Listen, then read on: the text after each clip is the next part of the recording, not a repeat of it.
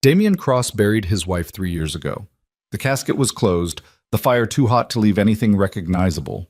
He mourned, he raged, he moved on, or so he told himself.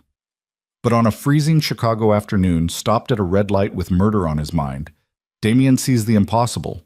Ivy, alive, exhausted, selling roses on a corner in the rain, and beside her, clinging to her worn coat, a little boy with Damian's own gray eyes staring back at him through the downpour. If you want to see how far revenge, resurrection, and redemption can take a man who thought he'd lost everything, stay until the end. Hit that like button and drop a comment telling me what city you're watching from. I want to see how far this story travels. The rain came down in sheets, turning Chicago's streets into rivers of oil-slicked asphalt and brake lights. Inside the armored black SUV, Damian Cross sat in the back seat, his jaw tight enough to crack teeth, his fingers drumming a steady, dangerous rhythm against his knee. The phone call he'd received 20 minutes ago still echoed in his skull like a death knell. There's a rat in the organization. Not just any rat, someone close. Someone who'd been feeding information to the Flanagan crew for months, maybe longer. Someone who knew where the money flowed, where the bodies were buried, where the real power lived. Damian Cross didn't tolerate betrayal. In his world, loyalty was currency, and treachery was a debt paid in blood. Boss. The driver, a broad-shouldered man named Vincent, glanced in the rearview mirror. Light's about to change. Damian didn't respond. His mind was elsewhere, running through names, faces, possibilities. Who would be stupid enough, or desperate enough, to cross him? He'd built his empire on fear and respect in equal measure. He'd crushed rivals, absorbed their territories, eliminated threats before they could fully form. The Cross organization wasn't just powerful, it was inevitable. And yet, someone had dared. The light stayed red. Traffic crawled on the cross street, a blur of umbrellas and hurried pedestrians trying to escape the November cold. Damian's gaze drifted absently to the sidewalk, his thoughts already turning to the interrogation he'd conduct later that night. He had 3 suspects. By morning, he'd have answers. And then he saw her. Time didn't just slow, it stopped. Across the street, barely visible through the rain-streaked window, a woman stood on the corner. She wore a thin jacket that had seen better years, her dark hair plastered to her face, her hands clutching a bundle of roses wrapped in cellophane. She looked tired, bone-tired, the kind of exhaustion that came from too many shifts, too many sleepless nights, too many years of running. But it was her face that froze Damian's heart mid-beat. Ivy. Ivy Hale. His wife.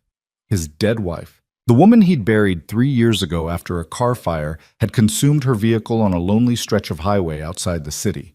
The woman whose closed casket he'd stood over, unable to say goodbye to a face he'd never see again.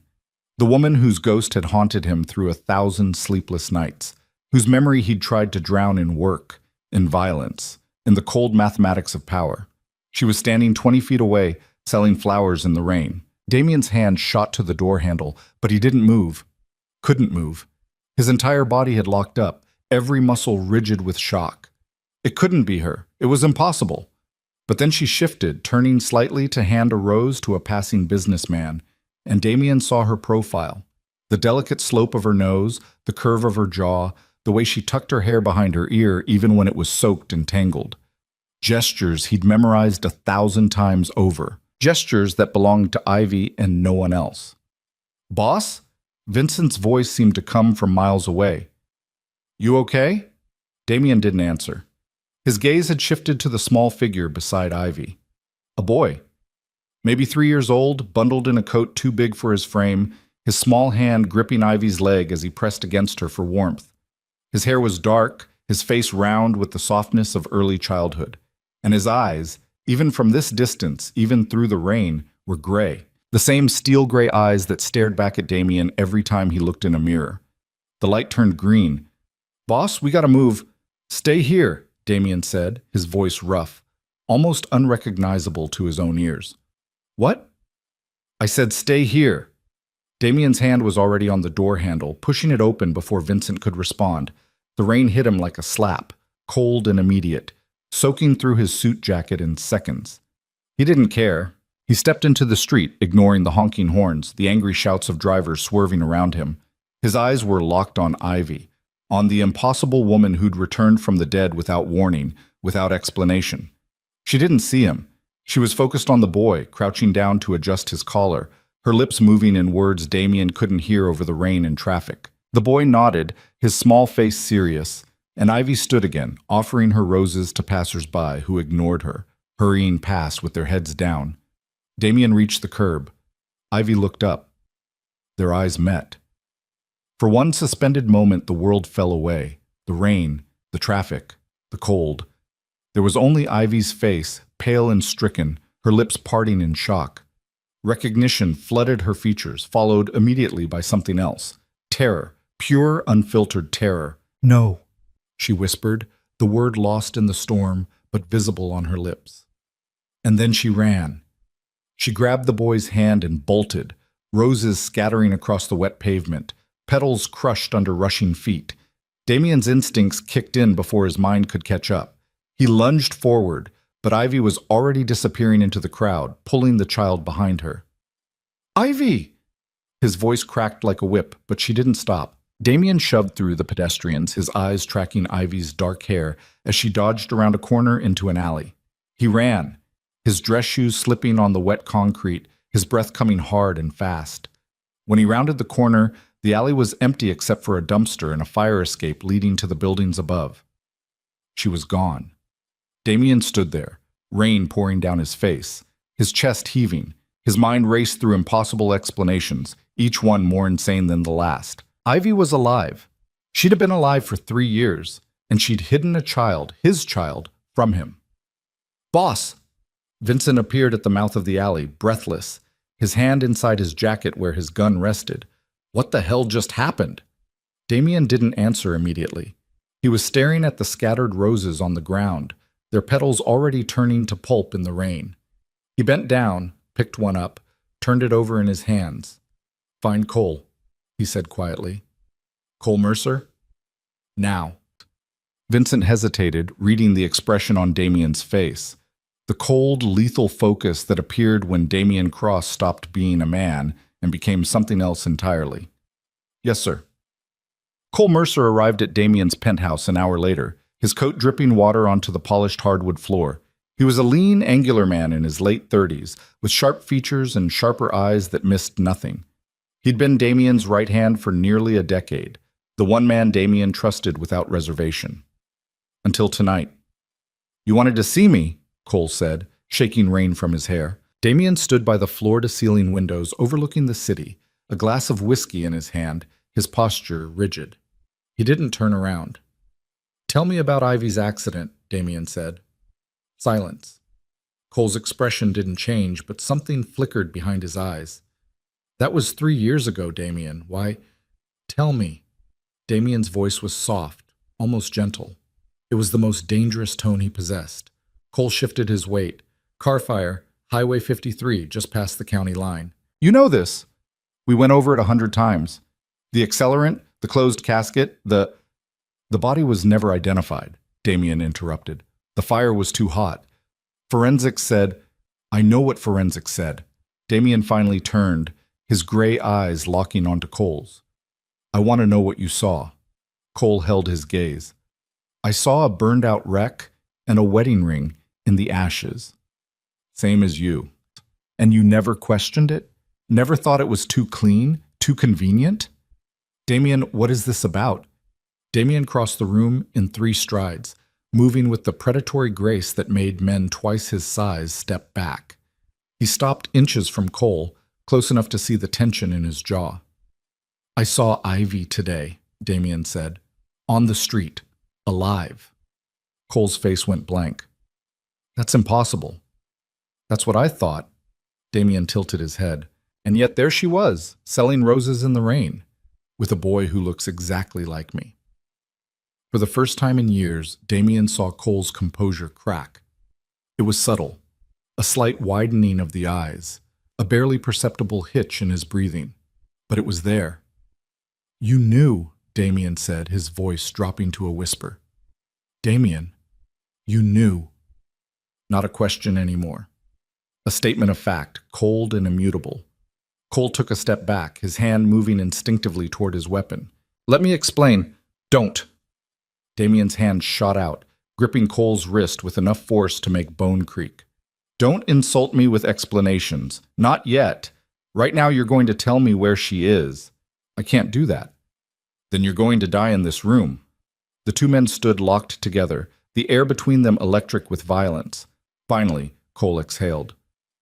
Joliet, he said quietly. South Side. She's been there for 2 years. Damien released him, stepping back. You've been watching her. Keeping her safe. From who? Cole's jaw tightened. From you. The words hung in the air like a grenade with the pin pulled. Damien's expression didn't change, but something shifted in the atmosphere, a coldness that made the temperature in the room seem to drop. Explain, he said. Cole straightened, meeting Damien's eyes. The accident wasn't an accident. It was supposed to kill her, kill them both. Who ordered it? I don't know, but it came from inside. Someone close enough to know her route, her schedule, her habits. Someone who wanted her gone and wanted it to look natural. And you helped her disappear. I staged the crash, made it look real, got her out of the city before anyone could finish the job. Cole's voice was steady now, no longer defensive. I've been sending her money every month, keeping tabs, making sure no one finds her. While letting me believe she was dead. Yes. For 3 years. Yes. Damien turned away, his hands clenching into fists. The whiskey glass on the nearby table shattered in his grip, blood and liquor mixing on his palm. He didn't seem to notice. Did she ask you to do this? His voice was barely audible. No, she wanted to tell you. I convinced her it was too dangerous, that if you knew, you'd try to find her, and whoever wanted her dead would be watching for exactly that. So you made the decision for both of us. I kept her alive. Damien spun, his bloodied hand leaving marks on Cole's shirt as he grabbed him again. You took my wife. You took my child. You let me mourn. And if I hadn't, they'd both be corpses right now. Cole's composure finally shattered. Do you think I wanted this? Do you think it was easy watching you fall apart? But I knew that someone in your inner circle wanted her dead. And until I could figure out who, the only way to protect her was to make everyone believe she was already gone. Damien released him, breathing hard. Did you figure it out? No. Cole's voice was hollow. Whoever it was, they were careful. No traces, no loose ends. After a while, I thought maybe they'd given up. Maybe they believed the lie. They didn't. Damien walked to his desk, pulled out a folder he'd been reviewing before Cole arrived, and threw it down. Photographs spilled across the surface. I had someone pull the original crash file after I saw her. Look at these. Cole leaned over, studying the images. They showed the burned wreckage of Ivy's car, the twisted metal, the charred interior. But there were other photos too, ones that hadn't been in the official report. Close-ups of the accelerant pattern, the precise way the fuel line had been compromised. Professional work, Cole muttered. More than that. Look at the timestamps. Cole's eyes narrowed. The photos from the scene showed a fully engulfed vehicle, but the timestamp on the emergency call was 12 minutes before the fire reached its peak. Someone called it in early, Cole said slowly. Someone who knew it was going to happen. Damien leaned against the desk. They wanted first responders on scene fast, wanted the narrative locked down before anyone could ask questions. Why? Because a delayed response might have meant actual forensics, real investigation. They needed it ruled an accident immediately. Cole ran a hand through his hair. Then they're still out there, still dangerous. And Ivy just exposed herself. Damien's voice was grim. If I saw her, others could too. She's been hiding for 3 years, and today she's selling roses on a street corner in broad daylight. Why? Money, Cole said quietly. I sent her funds every month, but it probably wasn't enough. Not for 2 people. She must have gotten desperate. Damien felt something twist in his chest, anger and guilt in equal measure. She's been struggling while I've been sitting here building an empire. You didn't know. I should have. Damien straightened. Get me everything, her address, her routine, every detail about her life for the past 3 years. And Cole, yeah? If you've lied to me about anything else, now's the time to come clean. Cole held his gaze. There's one more thing. What? The boy, Noah. He's yours, no question. Damien's throat tightened. How old? 3.5.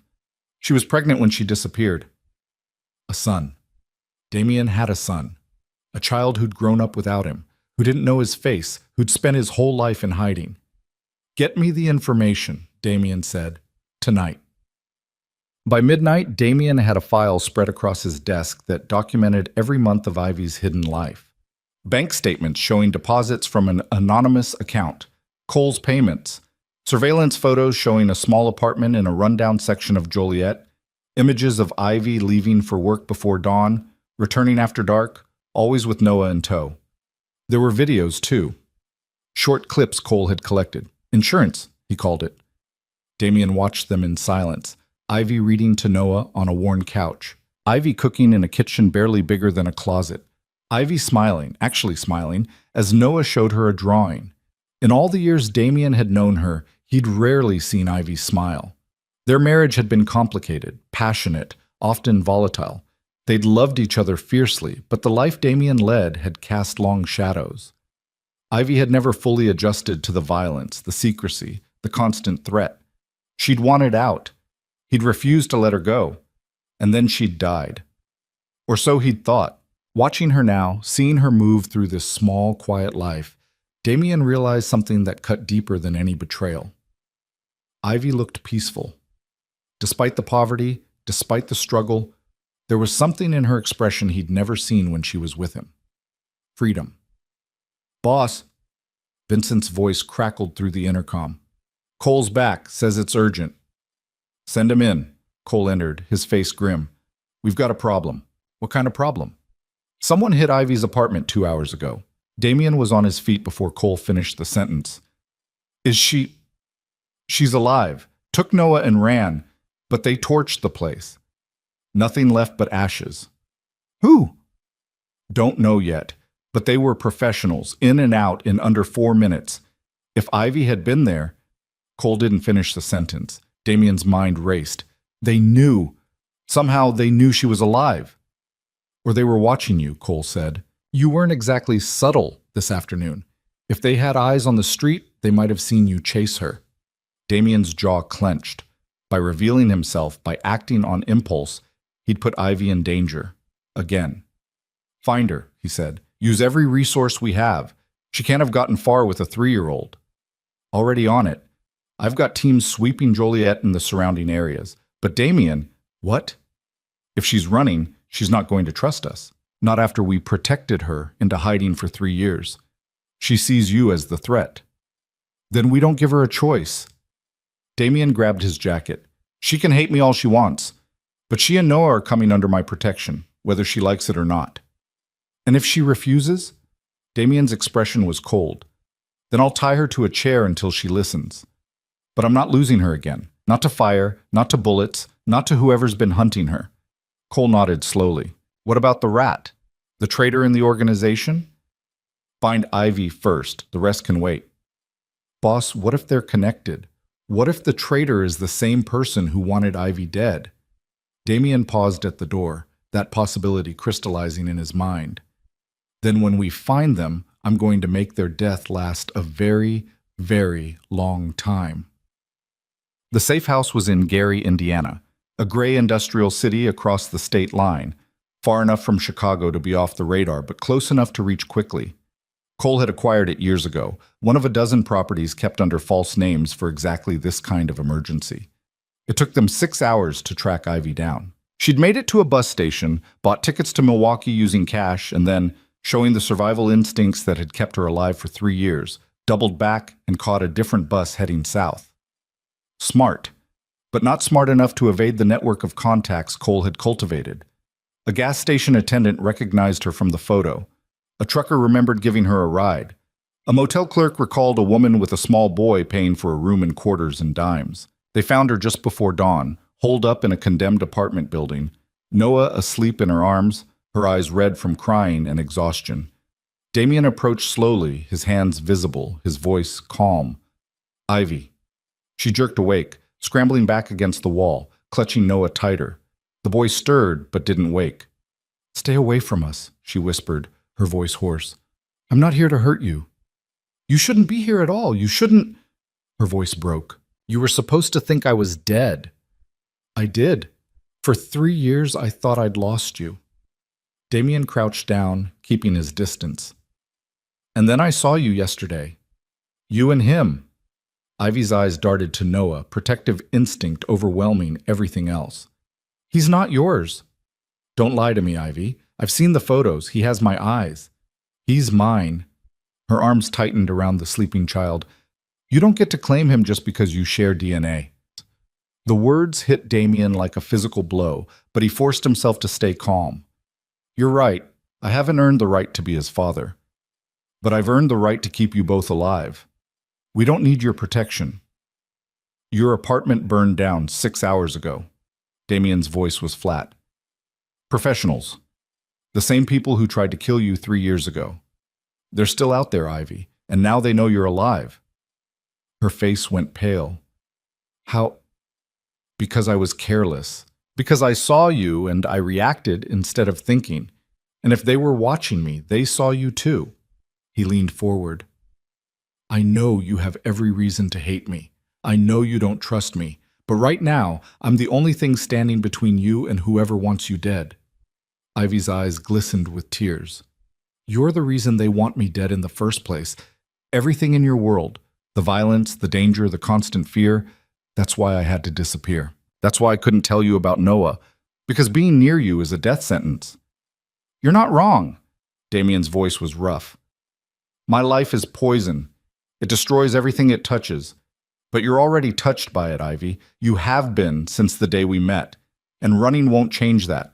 The only way out is through. Through what? Through finding who ordered the hit. Through eliminating the threat. Through ending this so you and Noah can actually be free. Noah stirred, his small face scrunching. Ivy rocked him gently, whispering soothing sounds until he settled again. If I come with you, she said finally, you promise me something. Anything. When this is over, you let us go. For real this time. No looking back, no checking up on us, no sending money through Cole. You let us disappear into a normal life. Damien felt something crack inside his chest. She was asking him to lose her twice, to save her life, and then walk away forever. But looking at Noah's peaceful face, at the way Ivy held him like he was her entire world, Damien knew he didn't have a choice. I promise, he said. Ivy studied his face for a long moment, searching for the lie. When she didn't find it, she nodded slowly. Okay. God. The safe house was a 2-story brick building that had once been a factory foreman's residence. Now it was reinforced steel doors, bulletproof windows, and enough ammunition stored in the basement to fight a small war. Cole met them at the door, his expression carefully neutral as Ivy carried Noah inside. The boy was awake now, his wide gray eyes taking in everything, the armed men stationed at the windows, the monitors showing security feeds, the harsh industrial lighting. Mama? His voice was small, uncertain. It's okay, baby. Ivy kissed his forehead. We're safe here. Damien watched them from across the room, maintaining distance. Every instinct screamed at him to go to them, to touch his son, to pull Ivy into his arms and never let go. But he'd made a promise. He'd respect her boundaries. For now. There's food in the kitchen, Cole said, addressing Ivy. Clothes in the bedroom upstairs. It's not much, but it's fine. Ivy's voice was tight. Thank you. She carried Noah upstairs without another word, leaving Damien and Cole alone in the main room. She hates me, Damien said quietly. She's terrified. There's a difference. Is there? Damien ran a hand over his face. 3 years, Cole. 3 years she's been out there, struggling, afraid, raising my son alone. Because of me. Because of the life I chose. You didn't choose to have someone try to kill her. No, but I chose the world that made it possible. Damien turned to the monitors, watching the empty streets outside. Find them. I don't care what it takes. Find who ordered the hit. I've already started. Cole pulled out a tablet, swiping through files. The original accident was too clean, too professional. That kind of work costs money and requires connections. I've been running down anyone in the organization with the resources and access to pull it off. How many names? 7, including me. Damien's eyes cut to Cole. You're not a suspect. I should be. I'm the one who helped her disappear. For all you know, I'm playing both sides. Are you? Cole met his gaze steadily. No, but you should consider the possibility. Don't let loyalty blind you. It was good advice, cold, practical, the kind of thinking that had kept them both alive this long. But Damien knew Cole, had fought beside him, bled with him, trusted him with his life 100 times over. Still. Give me the list, Damien said. Cole handed over the tablet. Damien scrolled through the names, his expression darkening with each one. Marcus Webb, head of security. Vincent Rossi, his driver. Sarah Chen, his accountant. Graham Maddox, his former mentor.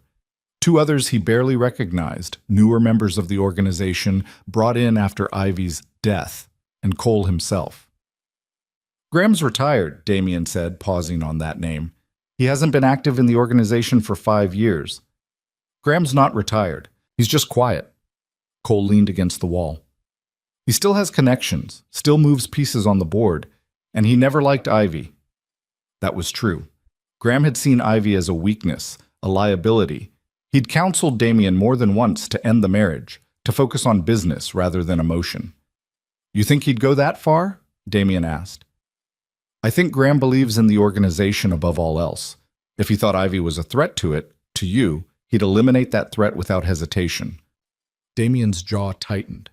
Then we start with him. There's one more thing you should see. Cole swiped to a new file, bringing up a document covered in dense text. This is from Graham's office. I had someone pull his old files while we were tracking Ivy. Look at the date. Damien scanned the document. It was an internal memo, marked confidential, dated 2 weeks before Ivy's accident. The content was vague, something about resolving potential security issues. But one line stood out. IH situation requires permanent solution. Proceed with discretion. IH, Ivy Hale. Son of a bitch, Damien breathed. It gets worse. Cole pulled up another file. Graham signed off on the crash investigation. He personally reviewed the forensic report and declared it an accident. He closed the case before anyone could dig deeper. The pieces fell into place with brutal clarity. Graham had ordered the hit. Graham had covered it up. Graham had looked Damien in the eye and offered condolences while knowing he'd tried to murder Ivy. Where is he now?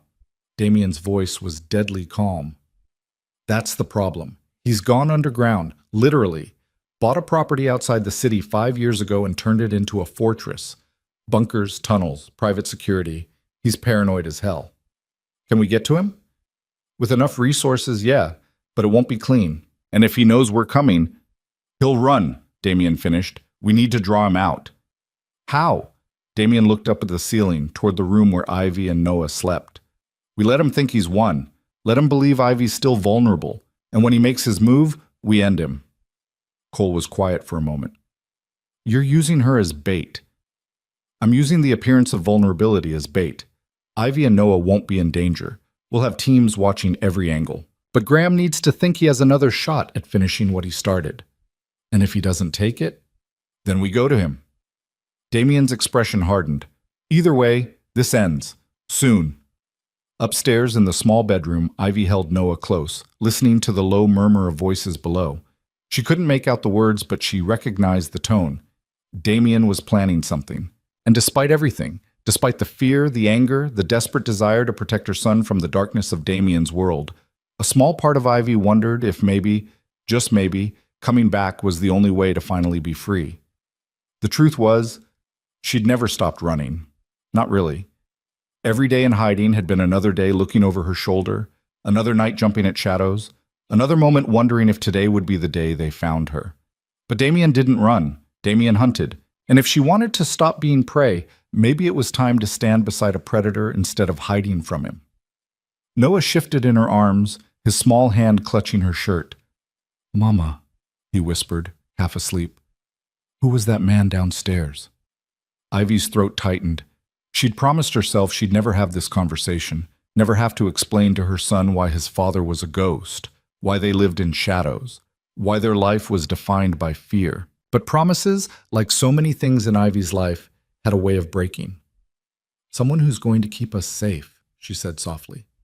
Is he a good guy?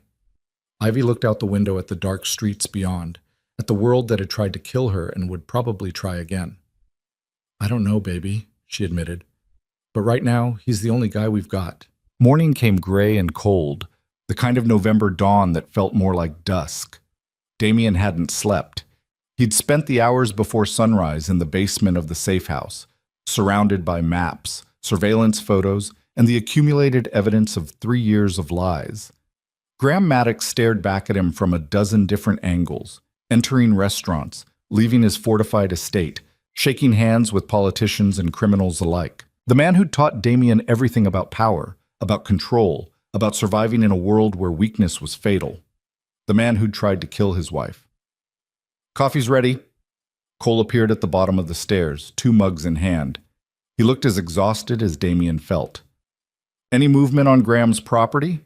Damien accepted the coffee without looking up from the photos. Nothing unusual, same security rotation, same patterns. If he knows we're onto him, he's not showing it. He knows. Damien finally raised his eyes. Graham didn't survive 40 years in this business by being careless. The question is whether he thinks we're a threat worth responding to. You want to make yourself a bigger target. I want to force his hand. Damien set down his mug. How many people did we lose in the Flanagan Territory War? Cole's expression darkened. 12 dead, twice that many wounded. Why? Because Graham's been feeding information to the Flanagans. That's who the rat is. That's who's been bleeding us for months. You're sure? Nothing else makes sense. Graham wants me weak, distracted, vulnerable. He's been orchestrating this whole thing, the attacks on our operations, the leak about the traitor, all of it. He's trying to destabilize the organization from the inside. Cole was quiet for a moment, processing. If that's true, half the moves we've made in the past 6 months have been playing into his strategy. Exactly. Damien stood, pacing the small space. He's been 3 steps ahead because we didn't know we were fighting him, but now we do. So what's the play? We give him what he wants. A clear shot at eliminating me and taking control of the organization. Damien, it's the only way to draw him out. Graham won't come after me directly, not while I'm fortified and surrounded by loyal men. But if I appear vulnerable, if I make a mistake he can exploit, he'll strike. Cole set his coffee down with enough force to slosh liquid over the rim. You're talking about making yourself bait. The same thing you're doing with Ivy. I'm talking about ending this. Damien's voice was hard. Graham's been pulling strings for too long. He killed my wife, or tried to. He's killed a dozen of our people. He's turned the organization into a battlefield. And he's done it all from the shadows, untouchable, protected by the loyalty I used to feel for him. Used to? Damien's jaw tightened. I buried that loyalty when I buried Ivy. There's nothing left now but the work. Footsteps on the stairs made both men turn. Ivy appeared carrying Noah on her hip. The boy was awake, his gray eyes wide and curious as he took in the basement, the weapons on the walls, the monitors glowing with security feeds, the 2 dangerous men watching him. I need to talk to you, Ivy said, addressing Damien. Her voice was steady, but there was tension in her shoulders, wariness in every line of her body. Cole, give us a minute, Damien said. Cole hesitated, his eyes flicking between them, then nodded and headed upstairs. When his footsteps faded, Ivy set Noah down. Stay close to Mama, okay, baby? She murmured. Noah nodded, leaning against her leg the same way he had on the street corner. The gesture hit Damien harder than he'd expected. This small person, his son, who instinctively sought protection from his mother and viewed Damien as a stranger. You're planning something, Ivy said. It wasn't a question. I'm planning to keep you safe. By using me as bait, I heard you and Cole talking last night. Damien didn't deny it. You won't be in real danger. We'll control every variable, cover every angle. But Graham needs to think, I don't care about Graham.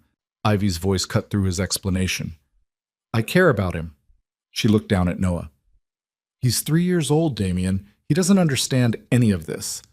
And I won't let you turn him into collateral damage in whatever war you're fighting. That's exactly what I'm trying to prevent. By putting us in the middle of it? By ending it.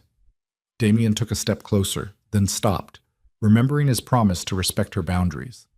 Graham won't stop, Ivy. He's had 3 years to forget about you. And instead, he burned down your apartment the moment he knew you were alive.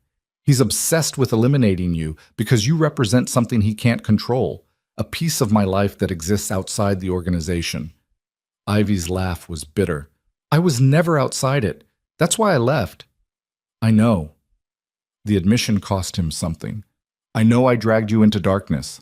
I know I asked you to live in a world you hated. But you're in it now, whether you want to be or not. And the only way out is to cut off the head of the snake. And then what? You think killing one man will change everything? There'll just be another Graham, another threat, another reason why being near you is dangerous. Maybe. Damien's voice was quiet. But at least Noah will be able to grow up without someone actively hunting him. The words hit their mark. Ivy's expression flickered. Fear, calculation, the terrible math every mother did when weighing her child's safety. Noah tugged on her sleeve. Mama, I'm hungry.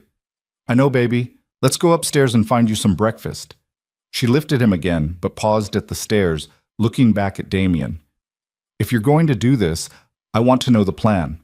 All of it. No secrets, no protecting me by keeping me in the dark. If my son's life is on the line, I deserve to know exactly what we're walking into. Damien nodded slowly. Fair enough. And one more thing. Ivy's eyes were hard. If this goes wrong, if anything happens to Noah because of your choices, there won't be anywhere in the world you can hide from me. Understand? Looking at her face, the fierce protective rage of a mother defending her child, Damien saw a glimpse of the woman he'd fallen in love with. Not the frightened girl who'd fled into hiding, but the fighter underneath, the one who'd survived 3 years on the streets with a toddler and never once given up. I understand, he said. She held his gaze for another moment, then disappeared upstairs with Noah, leaving Damien alone with the ghosts of his past and the bloody plans for his future. The war room, as Cole called it, occupied most of the second floor.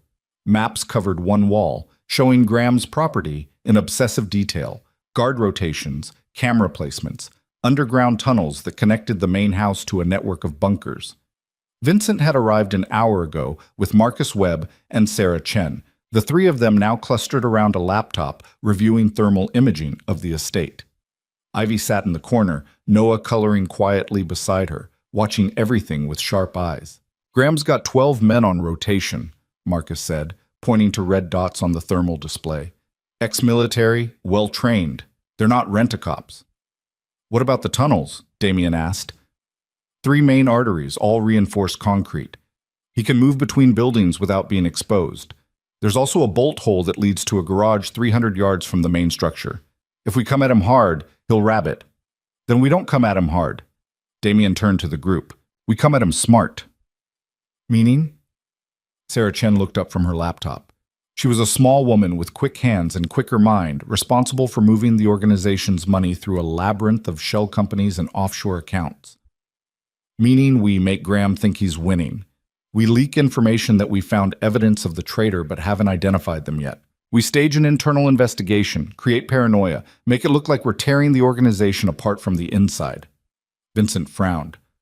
Won't that actually destabilize things? That's the point. Graham's been waiting for the organization to fracture so he can step in and take control. We're going to give him exactly what he wants, or make him think we are. While he's focused on exploiting the chaos, we'll be closing in on him. Cole had been quiet throughout the briefing, his expression unreadable. Now he spoke. And Ivy? All eyes turned to her.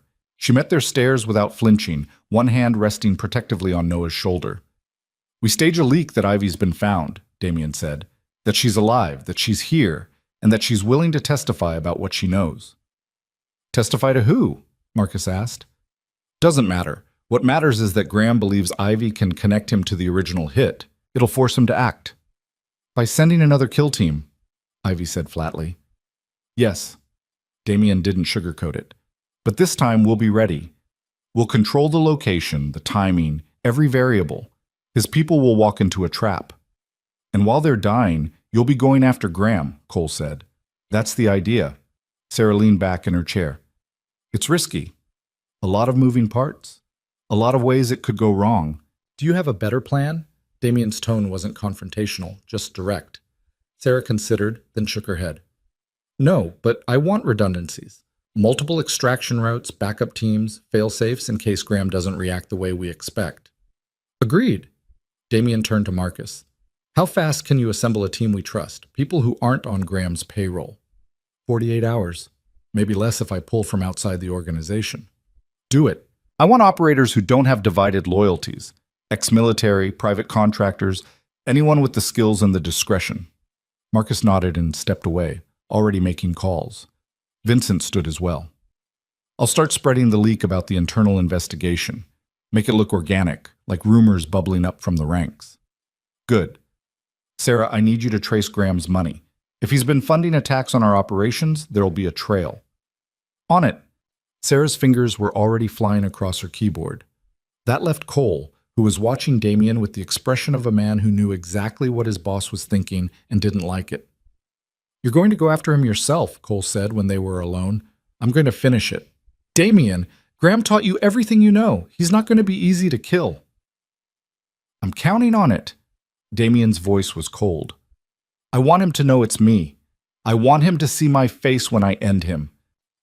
Cole was silent for a moment. What if he knows something? What if there's more to this than just Graham wanting control? What do you mean? I mean, why did he wait 3 years? If he wanted Ivy dead, he had plenty of opportunities before the crash. Why that specific moment? Why go to such lengths to stage it as an accident? It was a good question, one Damien had been turning over in his mind since he'd seen Graham's memo. You think someone else was involved? I think Graham doesn't usually get his hands dirty with domestic issues. He's a strategist, not a hitman. So either Ivy posed a bigger threat than we realized, or someone with more influence than Graham wanted her gone. The implications settled over the room like ice water. If there was another player, someone above Graham in the food chain, then killing him wouldn't end the threat. It would just escalate it. Then we find out, Damien said. We take Graham alive if we can. Make him talk. And if he won't? Damien's expression was bleak. Then we make him wish he had. Ivy found Damien that night on the roof of the safe house, staring out at the distant glow of Chicago's skyline. Noah was asleep downstairs, watched over by Sarah, who'd proven surprisingly gentle with the boy, despite her cold professional demeanor. He likes her, Ivy said, announcing her presence. Damien didn't turn. Noah? He asked if the lady with the computer could read him a story. First time he's trusted anyone new since we went into hiding. Sarah lost a daughter a few years ago, custody battle with her ex-husband. She doesn't talk about it, but I think Noah reminds her of what she's missing. Ivy joined him at the edge, wrapping her coat tighter against the wind. Everyone in your world has ghosts. Ghosts are easier to carry than living people. They don't ask questions or demand explanations. Is that what I am to you? A ghost you're trying to resurrect? Damien finally looked at her. You were never a ghost. Even when I thought you were dead, you haunted me. Every decision I made, every move in the organization, I found myself asking what you would think, whether you'd be proud or disgusted. And which was it usually? Disgusted. The admission came without hesitation. I became everything you hated about this life. Harder, colder, more ruthless. I told myself it was survival. But the truth is, I stopped caring about the difference between necessary violence and cruelty. Ivy was quiet, processing this version of Damien, more honest, more vulnerable than the man she'd left behind. What changed? Seeing you again, seeing Noah. Damien turned back to the skyline. For 3 years, I've been building an empire on the foundation of your death. Turned my grief into armor, my rage into weapons. And then I saw you selling roses in the rain, and all of it. The power, the fear, the carefully constructed walls, it all meant nothing. Because you realized you'd been living a lie. Because I realized I'd turned myself into exactly the kind of monster you ran from. He paused. Noah's eyes. When he looks at me, there's no recognition, no connection, just wariness. He sees a stranger, and worse, he sees a threat. That's what I've become. Ivy's hand moved unconsciously to her own eyes, remembering 1,000 moments of Noah studying the world with that same gray gaze. He's smart, careful. I taught him to be suspicious of everyone. Good. That'll keep him alive. I don't want him to just survive, Damien. I want him to live, to know what it's like to not be afraid all the time. Is that why you came back? Why you stopped running? Ivy considered lying, then decided against it. I came back because I was tired. Tired of being afraid, tired of looking over my shoulder, tired of working 3 jobs and still barely making rent. But mostly I came back because of something Noah said. What? He asked me why we didn't have a daddy like the other kids at daycare.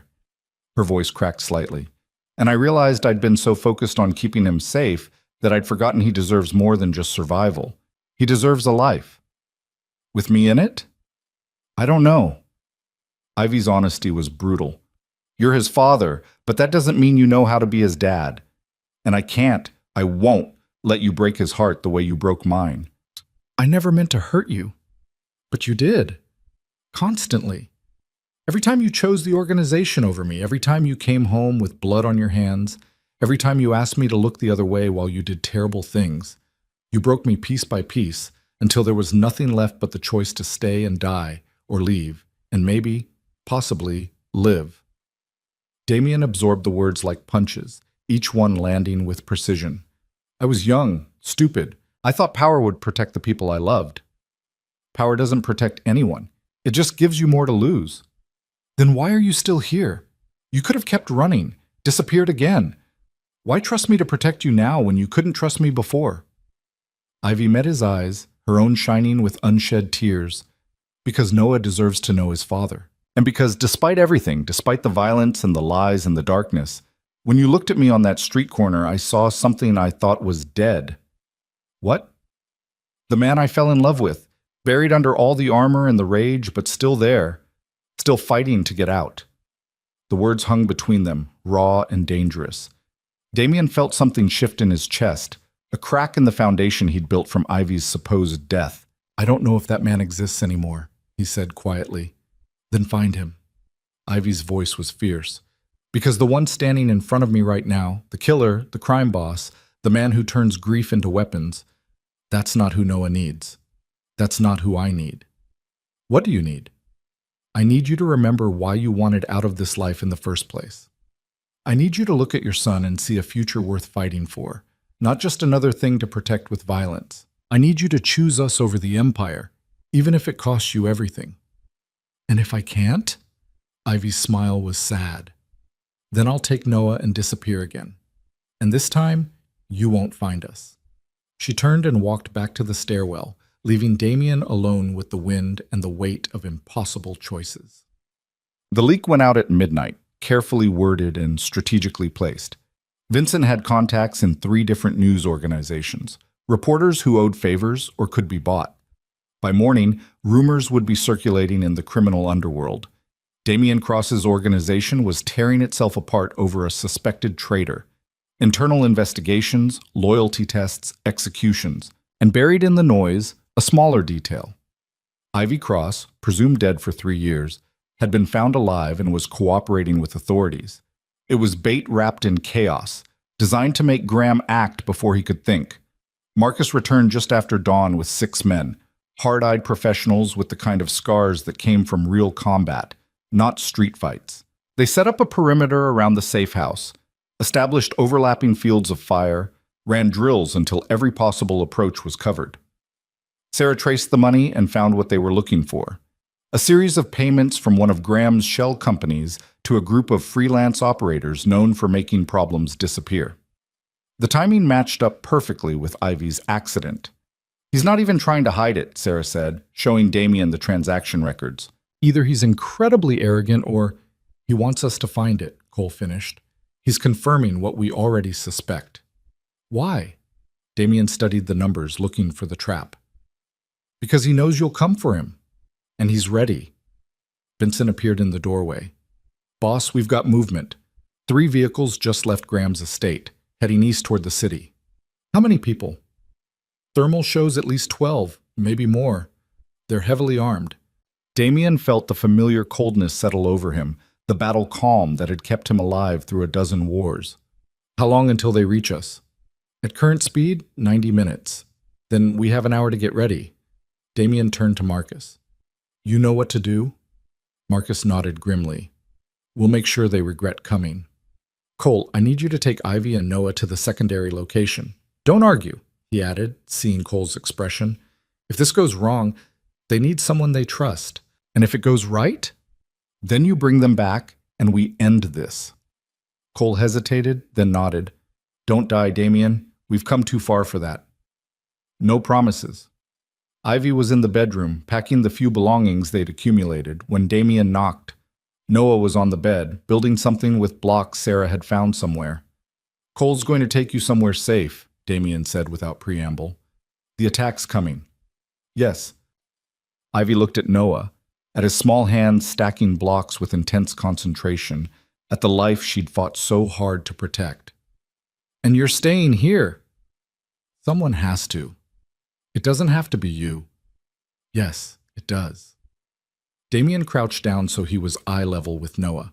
The boy looked up, surprised, his gray eyes meeting Damien's. Hey, Noah. I'm Damien. I know. Noah's voice was small but steady.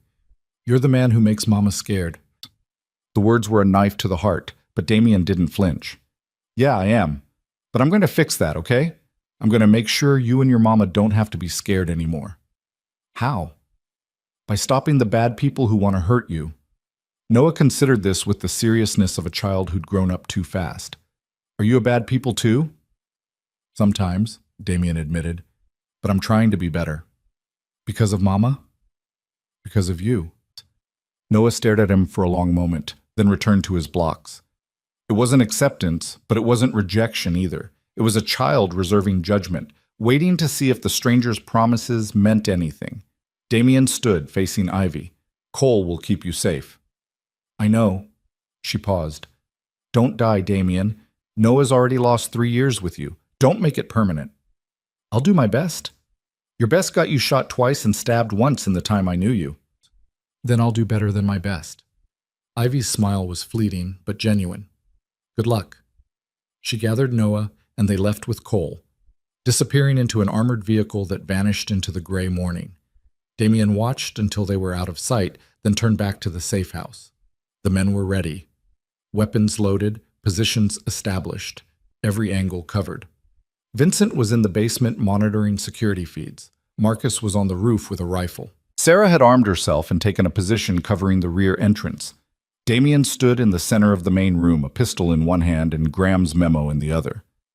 IH situation requires permanent solution. 15 words that had changed everything. They're 10 minutes out, Vincent's voice crackled over the radio. Damien folded the memo and tucked it into his jacket. When this was over, he'd burn it. Burn every reminder of Graham's betrayal and the 3 years of lies. But first, he had to survive the next hour.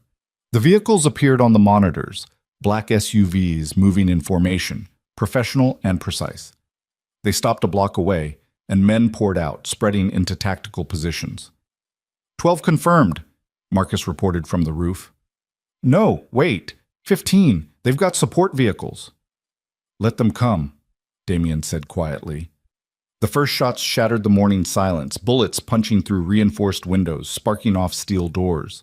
Marcus returned fire from the roof, his rifle barking in controlled bursts. The attackers scattered, seeking cover, regrouping. It was going to be a long fight. The firefight lasted 17 minutes. Damien counted every second, his internal clock as precise as the rhythm of his heartbeat. 17 minutes of controlled chaos, of bullets chewing through brick and mortar, of Marcus's rifle singing its deadly song from the rooftop, while Sarah held the rear corridor with the cold efficiency of someone who'd done this before. Vincent coordinated from the basement, his voice steady over the radio despite the violence shaking the building's foundation. 4 down on the east side. Marcus, you've got 2 flanking left. The rifle barked twice. Not anymore. Damien moved through the safe house like a ghost, appearing in windows long enough to fire, then vanishing before return fire could find him. He'd learned this dance from Graham himself years ago when the old man had still been teaching instead of scheming. The irony wasn't lost on him. They're pulling back, Marcus reported, regrouping behind the vehicles. How many left? 9, maybe 10. Hard to get an exact count. Damien watched through a shattered window as the attackers consolidated their position. They were good, professional, but they'd lost the element of surprise. Now it was a siege, and sieges favored the defenders, unless the defenders ran out of ammunition first. Vincent, how are we on rounds? Marcus is at 60%, Sarah's at 40. You? Damien checked his magazine. 50, give or take. They'll wait us out, Sarah's voice crackled. Test our defenses, probe for weaknesses. This isn't a smash and grab anymore. She was right. The attackers had shifted tactics, content to pin them down while they figured out the best approach, which meant Graham was being cautious, which meant he suspected a trap. We need to give them a reason to commit, Damien said. Like what? Marcus asked. Like me. Silence on the radio. Then Vincent's voice, tight with tension. Boss, that's suicide. That's the job.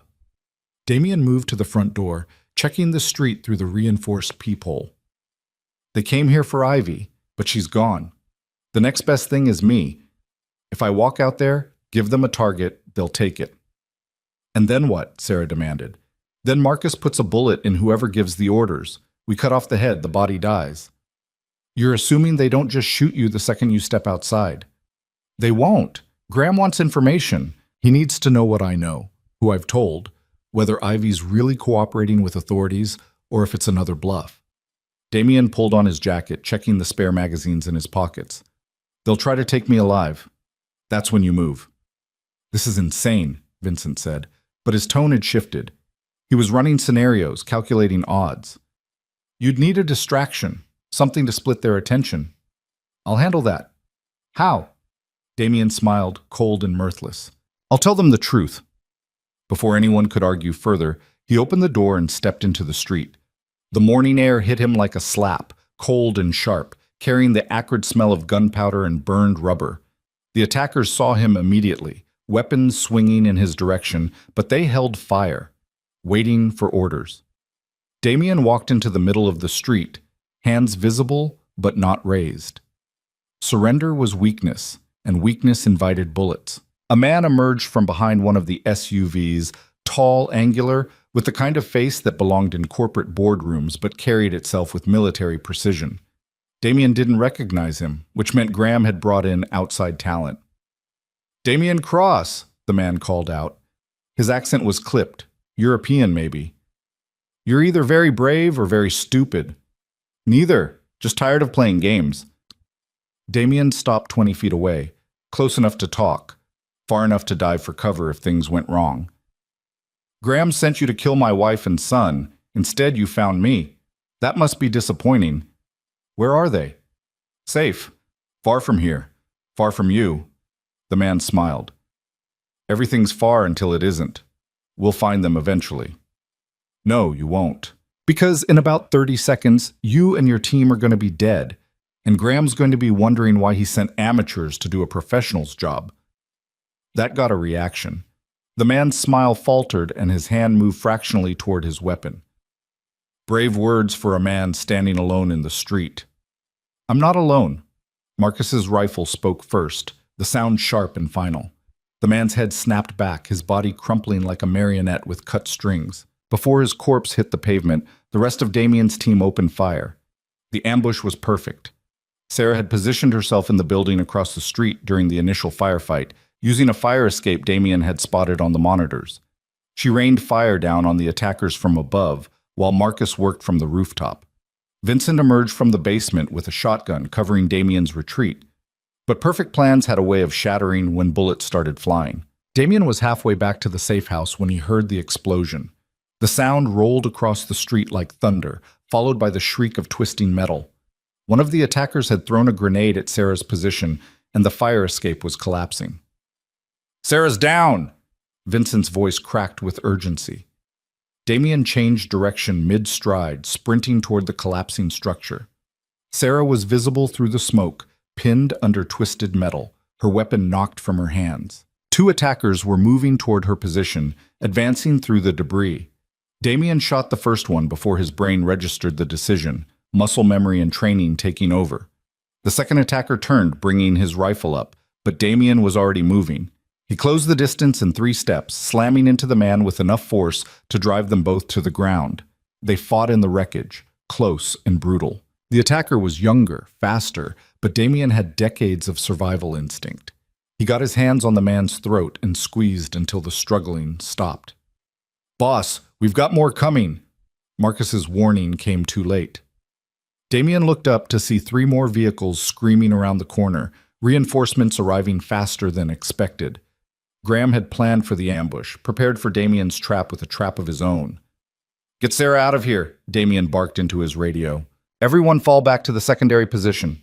"What about you?" Vincent demanded. "I'll buy you time. Now move." Damien grabbed the dead attacker's rifle and took position behind an overturned vehicle. The new arrivals were deploying with military precision, establishing a perimeter, cutting off escape routes. He counted at least 15 fresh hostiles, all heavily armed. He was outgunned, outmanned, and rapidly running out of options. The radio crackled. "Boss, I'm not leaving you here." "That's an order, Vincent." "Fuck your orders." Vincent's voice was fierce. "Marcus, can you get Sarah mobile?" "Working on it." "Then work faster. We've got 30 seconds before they're in position." Damien fired controlled bursts, forcing the attackers to take cover, buying precious seconds. He could see Vincent dragging Sarah from the wreckage, Marcus providing covering fire from a new position. They were going to make it out. He wasn't. A bullet clipped his shoulder, spinning him around. Another hit his thigh, and his leg buckled. Damien went down hard, the rifle clattering away across the pavement. He reached for his pistol, but hands grabbed him from behind, rough and efficient. "Got him!" someone shouted.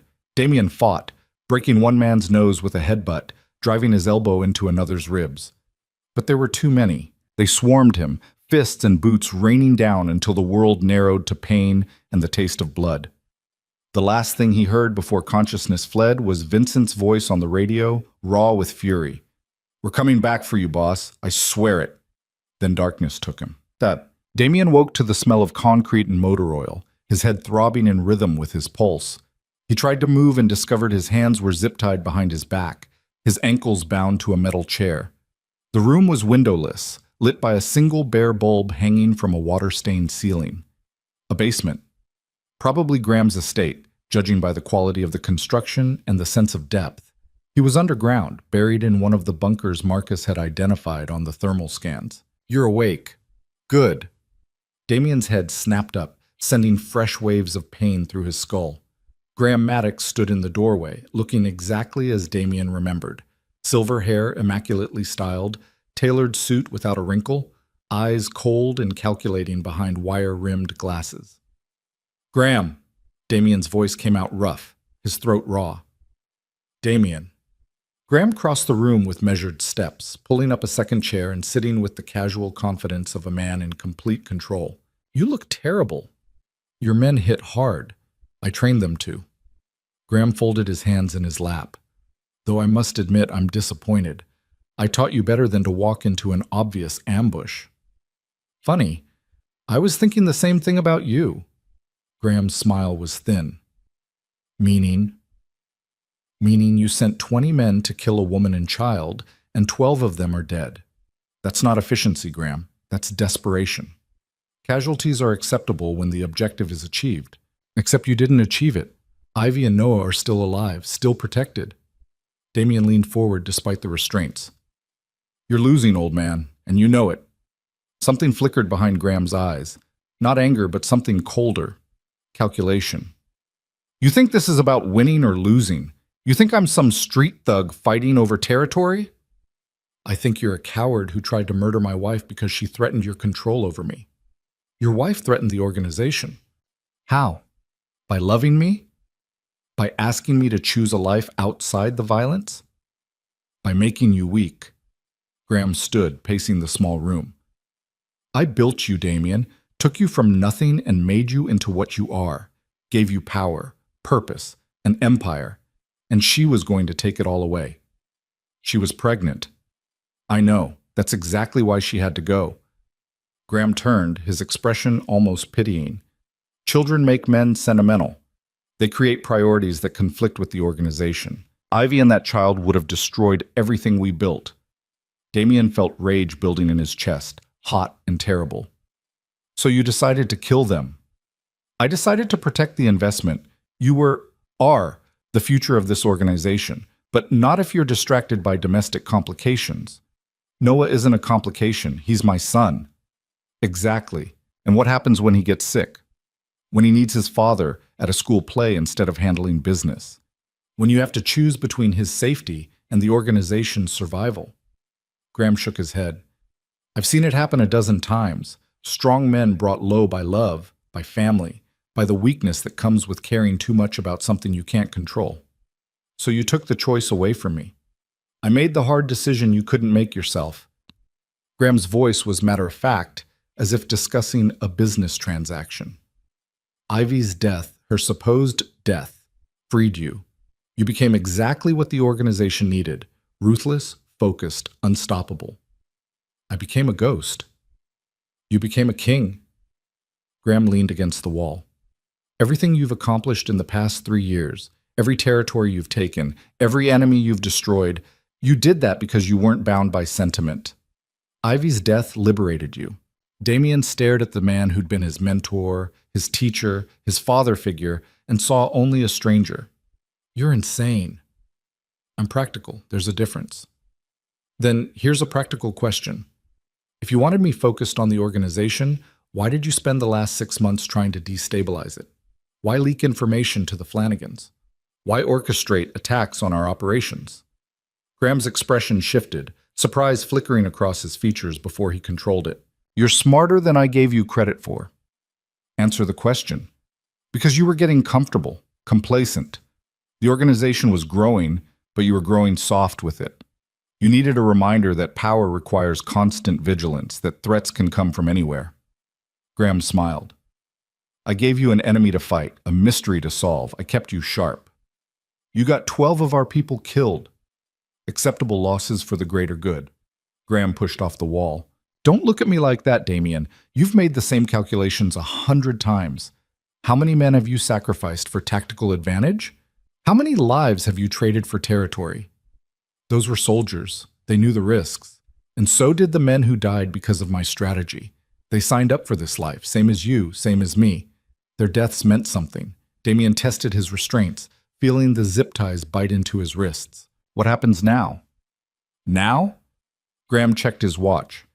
Now we have a conversation about the future, specifically about how you're going to help me transition the organization into new leadership. You want me to hand over control. I want you to acknowledge that you've become a liability. Ivy's resurrection, your son, this obsession with revenge, it's all evidence that you can't separate personal feelings from business decisions anymore. The organization deserves better. So you'll kill me and take over. Not kill, retire. Graham pulled out a phone showing Damien a photo. It took a moment to process what he was seeing. Cole, bound and beaten, in a room similar to this one. I have your right hand, Graham said quietly. I have your operations, your resources, your loyalty network. The only thing I don't have is your formal surrender. Sign over control, and both you and Cole walk away. Refuse, and you'll watch him die before I put a bullet in your head. Damien's mind raced, running scenarios, looking for leverage. You're bluffing! Kill me, and the organization fractures. There'll be a civil war for control. Perhaps, but I've been preparing for that possibility for years. I have alliances you don't know about, resources you've never seen, contingencies built on contingencies.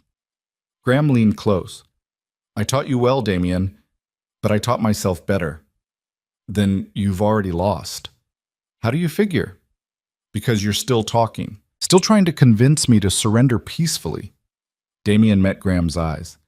If you really had everything under control, you'd have killed me the moment your men dragged me in here. But you didn't. Which means you need something from me. Information, access, legitimacy, something you can't get by force. Graham's expression hardened. You're reaching. Am I? Then prove it. Pull the trigger. End this. For a long moment, they stared at each other. Two apex predators locked in a battle of wills. Finally, Graham straightened, his mask of control sliding back into place. You have 24 hours to decide. Sign over the organization or Cole dies. After that, we'll revisit the question of whether you're more useful alive or dead. And Ivy? Noah? Loose ends that will be tied up in due course. Graham walked to the door, then paused. For what it's worth, I did respect you. Still do, in a way. But respect doesn't change necessity. The organization comes first. It always has. The door closed with a hollow clang, locks engaging with mechanical finality. Damien was alone in the darkness, bleeding, bound, with the clock ticking down to Cole's execution. But he wasn't helpless. Graham had made a mistake. He'd assumed that 3 years of grief had made Damien dependent on the organization, that losing Ivy had left him hollow inside. He hadn't counted on resurrection changing everything, on a 3-year-old boy with gray eyes giving Damien something worth fighting for beyond power and control. Graham had created a monster and thought he could control it. He was about to learn the difference between control and survival. Damien worked his wrists against the zip ties, feeling for any give. The plastic cut into his skin, drawing blood, but blood was slippery. He twisted his hands, forcing bones to compress, ignoring the pain as circulation cut off. It took 20 minutes of excruciating effort, but finally his left hand slipped free. He quickly undid the remaining restraints and stood, testing his injured leg. The bullet had gone clean through the muscle, painful but functional. The room had no obvious exits except the locked door, but Damien had spent enough time in buildings like this to know they always had weaknesses. He examined the walls, looking for access panels, ventilation shafts, anything that could be exploited. There, in the corner, hidden behind the chair, a floor drain covered by a metal grate, too small for a person, but large enough to see the pipe system underneath. Damien knelt, working the grate free with his fingers. The space below was cramped and dark, but he could see another room beyond, separated by a thin concrete wall. Standard bunker construction, designed to be modular and expandable, which meant the walls weren't as solid as they appeared. He grabbed the metal chair, testing its weight, heavy enough to work as a battering ram if he used it right. He positioned himself at an angle, then slammed the chair legs into the wall where the drain suggested a weak point. The first impact barely made a dent. The second cracked the concrete. The third opened a hole large enough to see through. On the other side was another cell, and in it, slumped against the wall, was Cole. Cole. Damien's voice was urgent but quiet. Can you hear me? Cole's head lifted slowly, his face a mass of bruises. Boss? I'm getting us out of here. How bad are you hurt? Ribs are cracked, maybe a concussion, but I can move. Cole dragged himself closer to the hole. Graham's been asking about Ivy, about what you told her. Who else knows about his involvement? What did you tell him? That he can go to hell. Cole managed a pained smile. He didn't like that answer. Can you stand? If I have to. You have to. Damien slammed the chair into the wall again, widening the hole. We're not waiting for Graham's deadline. It took another 5 minutes of brutal work, but finally the opening was large enough for Cole to squeeze through. He emerged bloody and battered but alive, his eyes hard with the same determination that had kept him at Damien's side for a decade. What's the play? Cole asked. We find the armory, arm ourselves, and fight our way out. That's not a plan. That's suicide. You have a better idea? Cole thought for a moment, then shook his head. Actually, no, suicide it is. Despite everything, Damien felt a grim smile pull at his lips. This was what he'd missed during the 3 years of thinking Cole had betrayed him. The gallows humor, the absolute trust in the middle of impossible situations. Graham said this place has contingencies built on contingencies, Damien said, which means weapons stockpiles, escape routes, security protocols we don't know about. Cole finished. We're walking blind into a fortress. Then we'd better move fast. They slipped into the corridor beyond the cells, moving with the silent efficiency of men who'd operated together for years. The bunker was larger than Damien had expected, a maze of concrete corridors and reinforced doors. They passed storage rooms filled with supplies, server rooms humming with electronics, living quarters designed for long-term occupation. Graham had built himself an underground empire, a kingdom beneath the kingdom. And somewhere in this labyrinth, he was planning Ivy and Noah's deaths. They found the armory on the 3rd level down, protected by a keypad lock. Cole worked on it while Damien kept watch, listening for footsteps, voices, any sign they'd been discovered. Got it. The door hissed open, revealing racks of weapons, rifles, pistols, ammunition, tactical gear. They armed themselves quickly, taking only what they could carry effectively. Damien strapped on body armor, checked a Glock, loaded spare magazines. Cole did the same, moving with practiced efficiency despite his injuries. Now what? Cole asked. Now we find Graham. They moved deeper into the bunker, following the sound of voices. The corridors opened into a command center, monitors showing security feeds from across the estate, communication equipment linking to cells and contacts across the city. And at the center of it all, Graham stood with 3 other men, reviewing tactical displays. Damien recognized 2 of them, leaders from rival organizations, men who should have been enemies. Graham was brokering deals, making alliances, preparing to fill the power vacuum he was about to create. He's already moving, Cole whispered. He's not waiting for your answer. He's preparing to take over by force. Then we take him now. Damien raised his weapon, but Cole grabbed his arm. Wait, look at the screens. Damien followed Cole's gaze to one of the monitors. It showed a remote cabin, isolated and surrounded by woods. And inside, visible through thermal imaging, were 3 figures, 1 adult, 2 children. No, 1 adult and 1 child, but the thermal signature was wrong, too small, too young. That's not the safe house I took them to, Cole said, his voice tight. Graham found them. He's been tracking us this whole time. The adult figure on the screen moved, and Damien's blood went cold. It was Ivy, he was certain, which meant the small figure beside her was Noah. But there was a 3rd signature, larger, moving into position outside the cabin, an assault team. Graham was going to kill them while Damien watched, helpless, from the depths of his underground prison. No. The word came out as a growl. Damien raised his weapon, no longer concerned with stealth or strategy. No. He opened fire. The first bullet shattered the nearest monitor, sparks erupting in a cascade of dying electronics. The second caught one of Graham's associates in the shoulder, spinning him into a bank of computers. The third forced Graham himself to dive for cover behind a steel console. Chaos erupted in the command center. Armed guards appeared from side corridors, weapons raised. But Cole was already moving.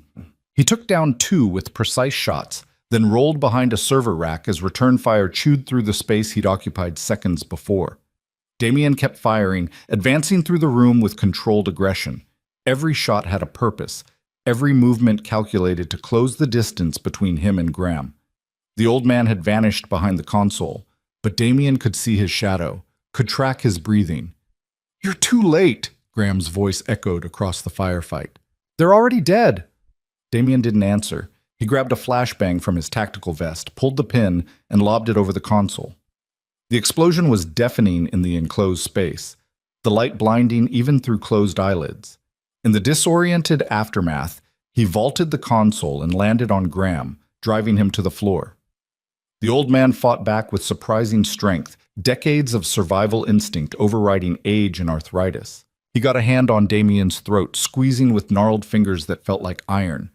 Damien broke the grip with a vicious elbow strike, then hauled Graham up by his collar. "Call them off!" Damien's voice was raw, desperate. "Call off the hit on Ivy and Noah, now!" Graham's face was bloody, his glasses shattered, but his eyes held nothing but cold satisfaction. "Even if I wanted to, it's too late. The team has their orders. No communication once they're in position. Standard protocol. You taught me that. Then I'll kill you right here." "And they still die." Graham coughed, blood flecking his lips. "You can't save them, Damien. You can only choose whether you watch them die or join them." The monitor showing the cabin was still intact, miraculously untouched by the firefight. Damien could see the thermal signatures moving, the assault team closing in, Ivy and Noah inside, unaware of the death approaching through the woods. He had minutes at best, maybe less. "Boss!" Cole appeared at his shoulder, breathing hard. "We need to move. More guards are coming." Damien looked at Graham, at the man who'd shaped him, who'd tried to destroy him, who even now was smiling through broken teeth because he thought he'd won. "Where's that cabin?" Damien demanded. "You'll never make it in time." Damien slammed Graham's head against the floor, hard enough to rattle teeth. "Where is it?" Graham's smile widened. "Northern Michigan, 3 hours by car, 90 minutes by helicopter if you had one, which you don't. They'll be dead in 20 minutes. Damien released him, his mind racing through impossible calculations. 3 hours was a lifetime. 90 minutes might as well be forever. He looked at the monitor again, watching Ivy's thermal signature move through the cabin, watching Noah's smaller form stay close to her. His son, his wife, about to die while he stood helpless in a bunker miles away. There has to be a way, Cole said, reading Damien's expression. Graham's paranoid. He'd have contingencies, ways to reach his own people in emergencies. Not for this. Graham pushed himself into a sitting position, wiping blood from his mouth. This hit is isolated, autonomous. I learned from your wife's first escape. No communication means no compromise. But Damien was already moving, scanning the command center with new eyes. Graham was paranoid, yes, but paranoia meant redundancy, meant backups and fail-safes and ways to maintain control even when direct communication failed. There. On the far wall, a single red phone mounted in a locked case. Emergency communications, the kind of system that bypassed normal channels. Damien crossed to it, smashing the case with the butt of his pistol. The phone was old-fashioned, hardwired, probably connected to a dedicated satellite network. He lifted the receiver and heard a tone. That won't help you. Graham's voice was weaker now, pain catching up with adrenaline. That line goes to my personal security. They won't take orders from you. Then I'll make them an offer they can't refuse. Damien dialed, reading the emergency contact numbers stenciled on the phone's base. Someone picked up on the second ring. Verification code, a flat voice demanded. Damien glanced at Graham, who'd gone pale. I don't have a code, but I have Graham Maddox. And if you don't abort the Michigan operation in the next 30 seconds, I'm going to put a bullet in his head and upload the video to every news outlet in the country. Silence. Then, stand by! Graham started to laugh, a wet, painful sound. You're bluffing. You need me alive to call them off. I need you useful. There's a difference. Damien aimed his pistol at Graham's knee. Your choice. Call off the hit, or I start taking pieces. The voice returned on the phone. We need verification that you have primary. Damien grabbed Graham by the hair, forcing him toward the phone's microphone. Talk, now. Graham's resistance crumbled, fear finally breaking through his mask of control. Abort Michigan operation. Authorization Maddox 77 Echo. Abort immediately. Confirmed. Teams are being recalled. The line went dead. Damien let Graham fall back to the floor, then turned to the monitor. For a long moment, nothing changed. The assault team continued their approach, closing the final distance to the cabin. Then they stopped. The thermal signatures hesitated, held position, then began withdrawing into the woods. 30 seconds later, they were gone, melting back into the forest like ghosts. Damien's legs nearly gave out. He caught himself against the console, breathing hard, his entire body shaking with the aftermath of adrenaline and terror. You're going to regret that, Graham said from the floor. Those men will talk. They'll tell everyone I backed down, that I showed weakness. The organization will fracture. I don't care about the organization. Damien turned to Cole. Get Sarah and Marcus. Tell them to extract Ivy and Noah from that cabin and bring them somewhere safe. Somewhere Graham's people will never find. What about you? I'm finishing this. Cole nodded and disappeared into the corridor, leaving Damien alone with Graham in the wreckage of the command center. You've destroyed everything, Graham said quietly. Years of planning, decades of building power, gone because you couldn't let go of a woman who never belonged in this world. You're right. Damien crouched down beside the old man. She never belonged. Neither does Noah. And neither do I, not anymore. You think you can just walk away? The organization won't let you.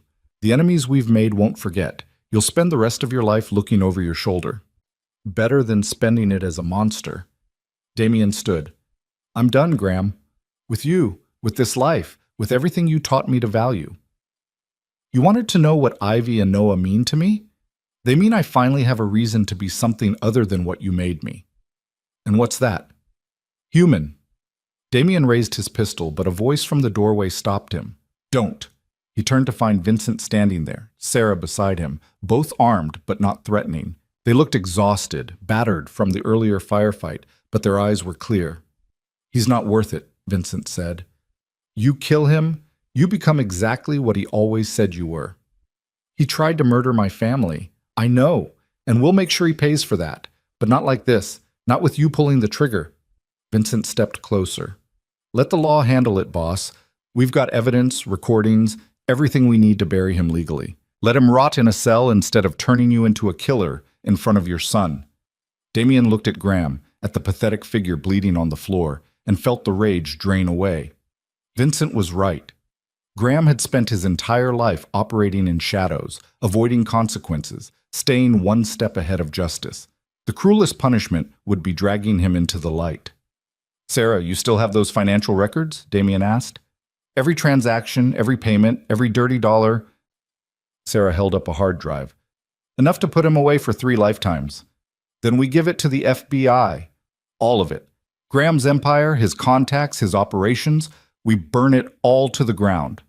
Graham's expression shifted from defiance to genuine fear. "You can't. The organization will collapse. Dozens of families depend on the income. Hundreds of people will lose their protection." "Should have thought of that before you tried to kill my wife." Damien turned away from him, addressing Sarah and Vincent. "Contact our lawyers. I want immunity deals in place for everyone who cooperates. We're dismantling this organization piece by piece, and anyone who wants to walk away clean gets the chance." "And the ones who don't?" Vincent asked. "They go down with Graham." Sarah was already working her phone, making calls, setting the machinery in motion. Vincent kept his weapon trained on Graham, who'd slumped against the console in defeat. "You'll regret this," Graham said one last time. "Without the organization, you're nothing. You'll be alone, vulnerable, waiting for the next enemy to find you." "Maybe." Damien headed for the door, then paused. "But I'd rather be alone and human than powerful and empty." "You taught me how to survive, Graham. Ivy taught me why." He left the old man in the ruins of his underground kingdom and climbed toward daylight. The cabin sat at the end of a dirt road, surrounded by pine trees and silence. Marcus had driven them north through the night, following coordinates Sarah had extracted from Graham's computer network. Cole rode shotgun, his injuries bandaged but still visible. Damien sat in the back, watching the landscape blur past, his mind too numb for coherent thought. They arrived at dawn, the sky turning from black to gray to pale gold. Smoke rose from the cabin's chimney, a thin trail against the brightening clouds. "She's still here," Marcus said, parking at a distance. "No sign of hostiles." Damien got out of the car slowly, his body protesting every movement. The firefight at the safe house, the beating in Graham's bunker, the emotional whiplash of the past 24 hours, it had all taken a toll. He walked to the cabin alone. The door opened before he could knock. Ivy stood there, Noah on her hip, her face pale but composed. She'd been crying recently, he could tell from her red-rimmed eyes, but her voice was steady. "Cole called, said you were coming." She stepped aside. "Come in." The cabin was small, rustic, the kind of place that belonged in vacation brochures. A fire crackled in the stone fireplace. Noah's drawings were scattered across a rough wooden table. It looked peaceful, safe, completely disconnected from the violence that had nearly reached it.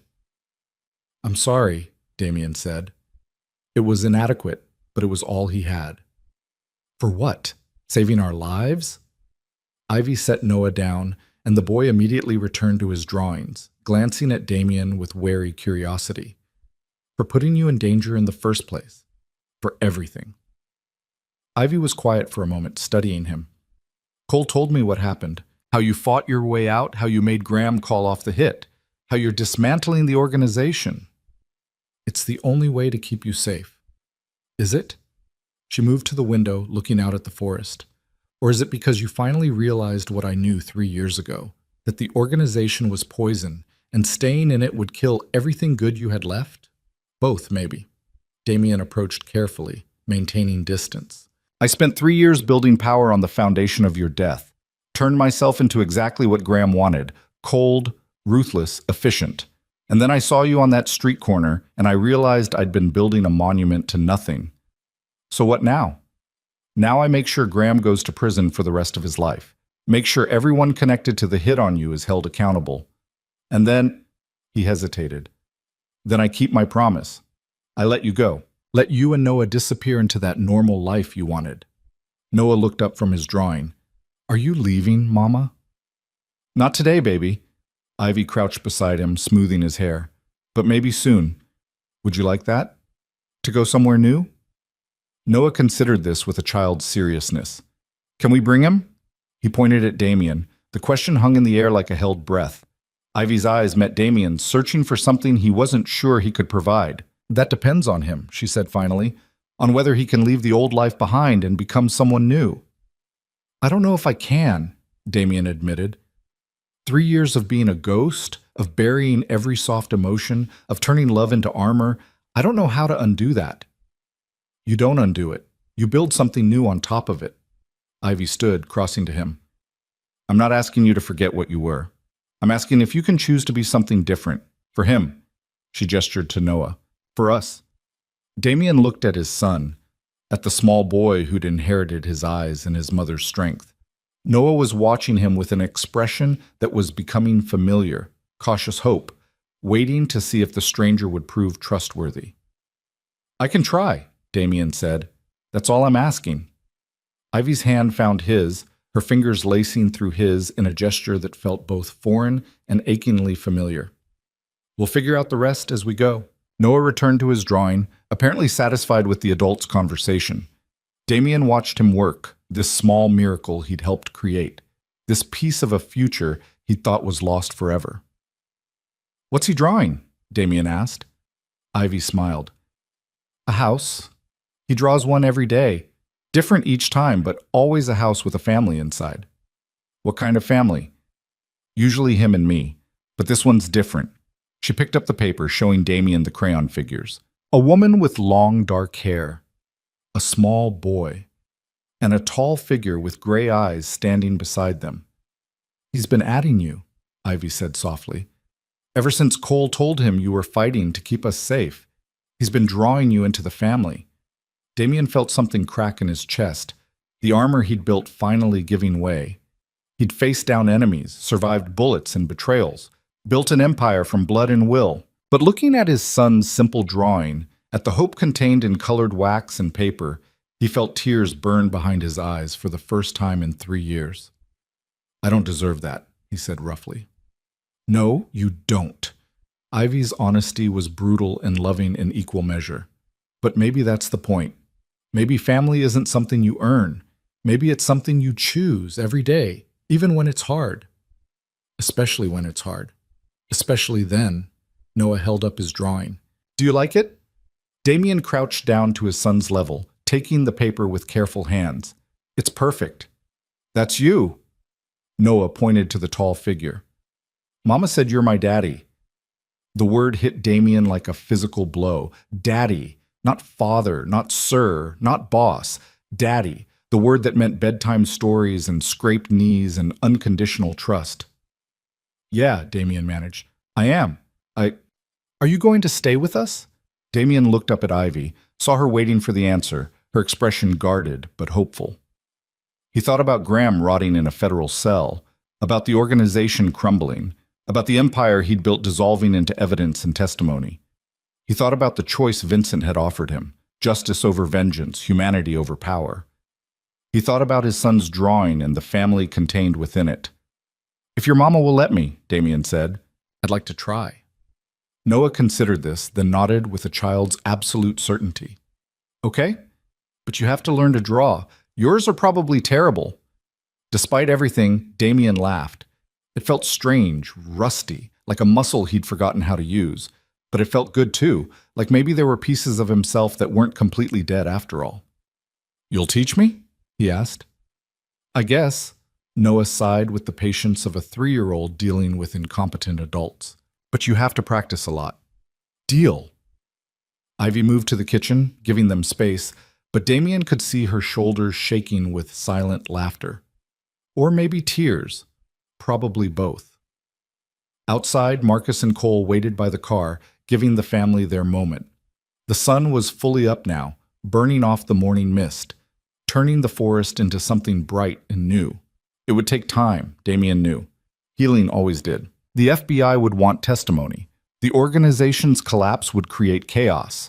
There would be threats and consequences and 1,000 complications between this moment and anything resembling normal. But for now, sitting on the floor of a remote cabin while his son taught him to draw houses and families, Damien Cross allowed himself something he hadn't permitted in 3 years. Hope. Noah handed him a green crayon. This is for the grass. The grass is always green in families. Damien took the crayon and started to draw, his lines shaky and unpracticed, nothing like the precision he brought to violence and strategy.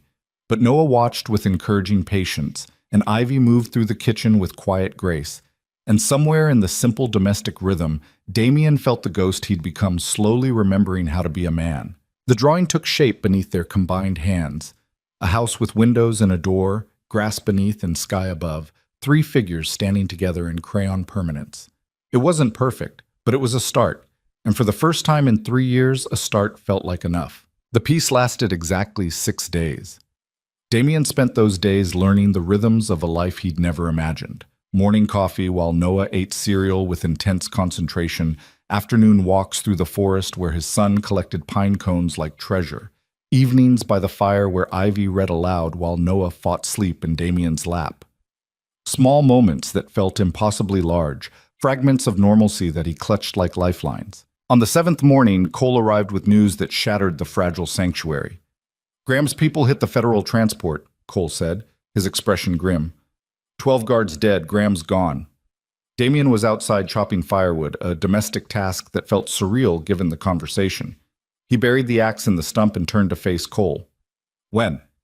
4 hours ago. Highway ambush, professional execution. They had inside information, knew the route, the timing, everything. He still has loyalists in the organization. More than we thought. Cole handed over a tablet showing crime scene photos. The transport van was a smoking wreck, bodies scattered across asphalt. The FBI's panicking. They thought they had their case locked down, but without Graham to testify against his network, most of their evidence is circumstantial. Damien stared at the photos, feeling the weight of his old life pressing back in. He's going to run, disappear into whatever bolt hole he prepared for this scenario. That's what the FBI thinks, but I know Graham better than they do. Cole's voice was dark. He's not running. He's coming here. How would he even know where we are? Because I told him. The voice came from the tree line, and Marcus stepped out with his hands raised, his face a mask of regret and resignation. "I'm sorry, Damien. I didn't have a choice." Damien's hand moved to his waist, but he wasn't armed. He'd left his weapons in the cabin, trying to embrace the fiction of safety. "Explain. Now." "Graham has my sister. Has had her for 3 days, ever since we raided his bunker." Marcus's voice cracked. "He sent me proof, photos, videos. Said if I didn't give him your location, he'd kill her slow." Cole's weapon was out, trained on Marcus. "You sold us out for family. Wouldn't you?" Marcus's eyes were haunted. "He's not just coming for Damien. He's coming for all of you. He has a team, 20 men minimum, all ex-military. They'll be here within the hour." Ivy appeared in the cabin doorway, Noah behind her, both sensing the tension. "What's happening?" "We need to leave," Damien said, his mind already shifting into tactical mode despite his desperate wish to stay in the peaceful fiction. "Right now." "There's no time." Marcus shook his head. "Graham planned this perfectly. He knew you'd run, so he's got teams covering every road out. You leave now, you drive right into them." "Then we stay and fight," Cole said. "Against 20 trained killers? In a cabin with a woman and child present?" Marcus's laugh was bitter. "That's not a fight. That's a massacre." Damien looked at the cabin, at Ivy standing in the doorway with their son, at the fragile life they'd started building. Then he looked at the forest, at the terrain he'd studied over the past week during his walks with Noah. "There's a third option," he said quietly. "Boop." The tunnel was old, probably built during Prohibition when these woods were full of smugglers and runners. Damien had found it 3 days ago while hiking with Noah, marked it mentally as an escape route without really believing he'd need it. Now he led Ivy and Noah through the narrow passage, their flashlights cutting weak beams through absolute darkness. "Where does this go?" Ivy asked, one arm around Noah to steady him. "About 2 miles northeast. Comes out near an old logging road." Damien kept his voice calm, but his mind was racing. "Cole and Marcus are setting up defenses at the cabin. They'll make Graham think we're still there, buy us time to get to the road." "And then what?" "Vincent's meeting us with a car. From there, we drive to the Canadian border. I have contacts who can get us across without documentation." You're talking about running forever. I'm talking about keeping you alive. Damien paused, turning to face her in the confined space. Graham won't stop, Ivy. Not until one of us is dead. And I won't let it be you or Noah. So it has to be you. Her eyes were bright with anger and fear. That's your plan? Draw him away from us and let him kill you? If that's what it takes. No. Ivy's voice was steel. We don't do that. We don't sacrifice people we love just to survive. That's Graham's way, not ours. Then what do you suggest? Because in about 45 minutes, a kill team is going to tear through that cabin looking for us. Noah tugged on Damien's sleeve. Daddy, I'm scared. The word, Daddy, still felt new, still carried weight. Damien crouched down, meeting his son's gray eyes. I know, buddy, but your mama and I are going to keep you safe, I promise. Like you kept us safe before? Noah's question was innocent, but it cut deep. When the bad men came? Yes, exactly like that. Okay. Noah's trust was absolute, terrifying in its simplicity. Then I'm not scared anymore. Ivy's hand found Damien's shoulder, squeezing once. We keep moving, but we do it together, all of us. No sacrifices, no heroes. We survive as a family or not at all. Damien nodded, unable to speak past the emotion in his throat, and they continued through the tunnel. They emerged in a grove of birch trees, the morning sun filtering through white bark and golden leaves. Vincent was waiting with an SUV, engine running, his expression tight with urgency. Cole just radioed, Vincent said as they climbed in. Graham's team hit the cabin 5 minutes ago. They're tearing it apart. Cole and Marcus? Got out through the back. They're heading to the rendezvous point. Vincent put the vehicle in gear, navigating the rough logging road with practiced skill. But Damien, there's something else. Graham didn't just bring a kill team. He brought explosives, enough to level the whole area.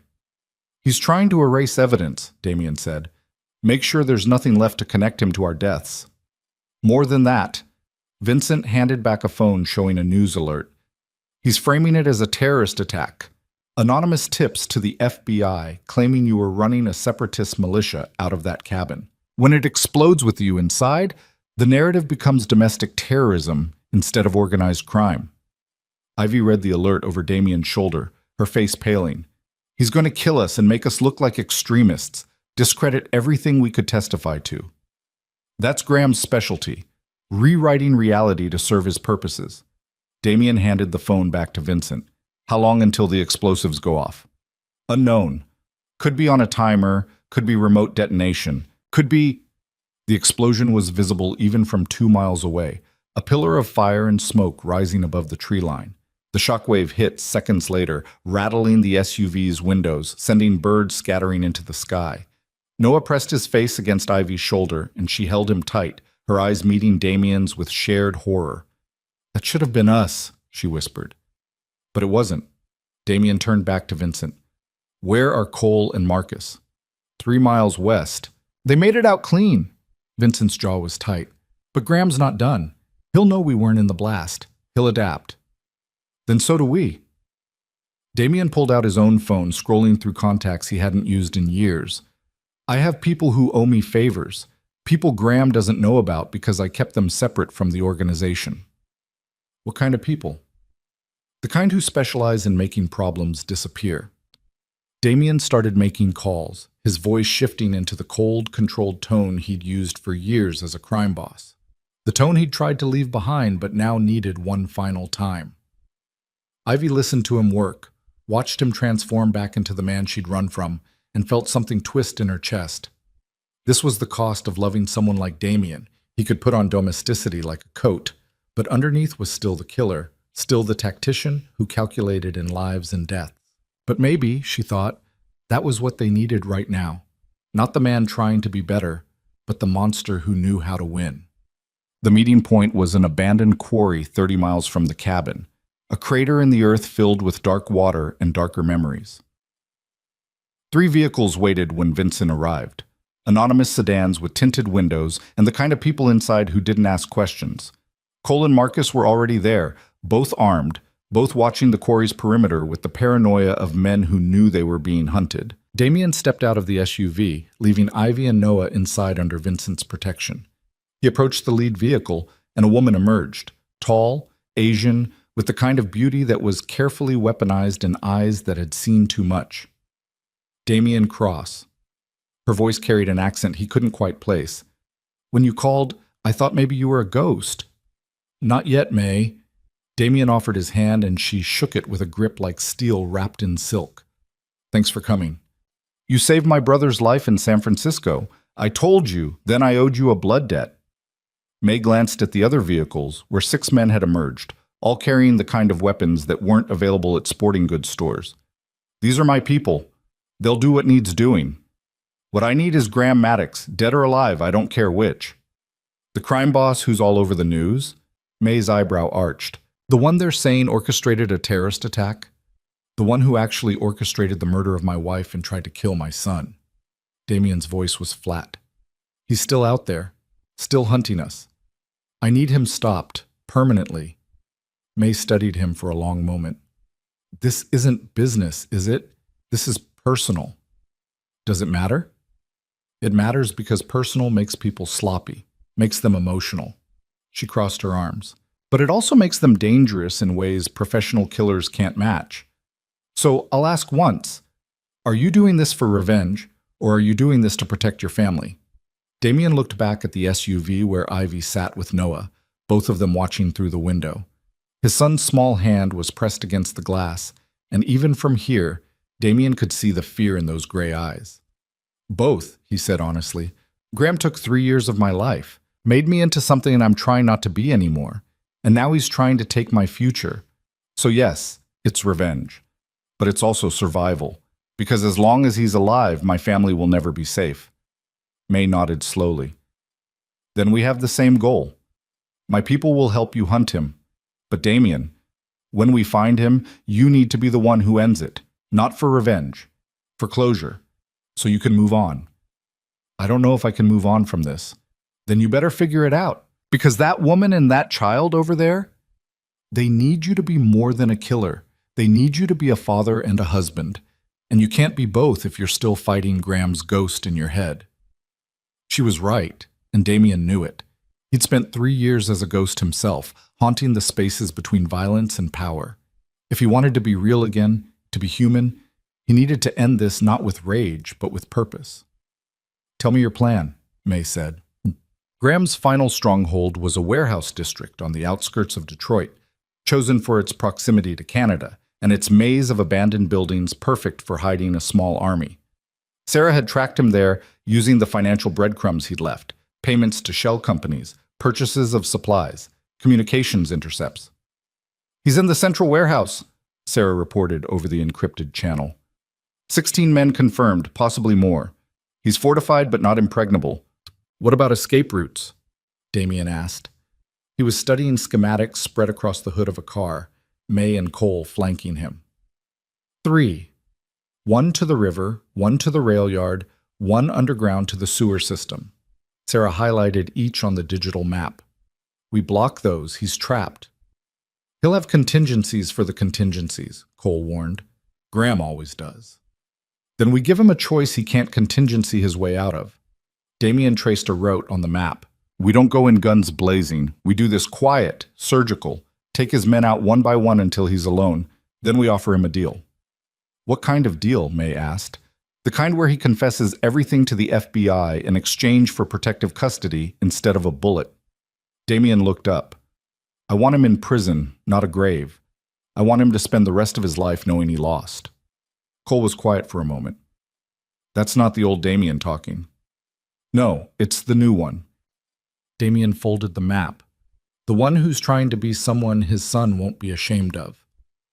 They moved at dusk, when the failing light turned the warehouse district into a landscape of shadows and rust.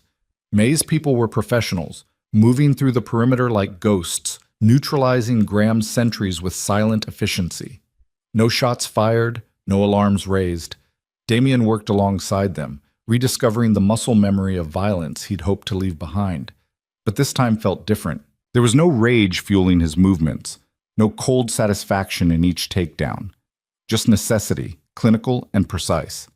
They cleared the outer buildings in 20 minutes. Graham's remaining forces consolidated in the central warehouse, unaware they'd already lost the war. He knows we're coming, Cole said, watching the warehouse through binoculars. He's pulled everyone inside, fortified the main entrance. Good. Damien checked his weapon. Means he's scared. Scared people make mistakes, or desperate ones. Vincent appeared from the shadows, Marcus beside him. Both looked grim. Marcus confirmed Graham has a dead man's switch. If his heart stops, a signal goes out to 3 different news organizations with evidence implicating you in a dozen murders. Damien turned to Marcus. Your sister? Safe. May's people extracted her an hour ago. Marcus's voice was thick with gratitude and shame. I'm sorry, Damien, for all of it. You did what you had to do. I understand that now. Damien clasped his shoulder. But it means we can't kill Graham. We need him alive and willing to recant whatever he's prepared to release. That's a big ask for a man with nothing left to lose, Cole said. Then we give him something to lose.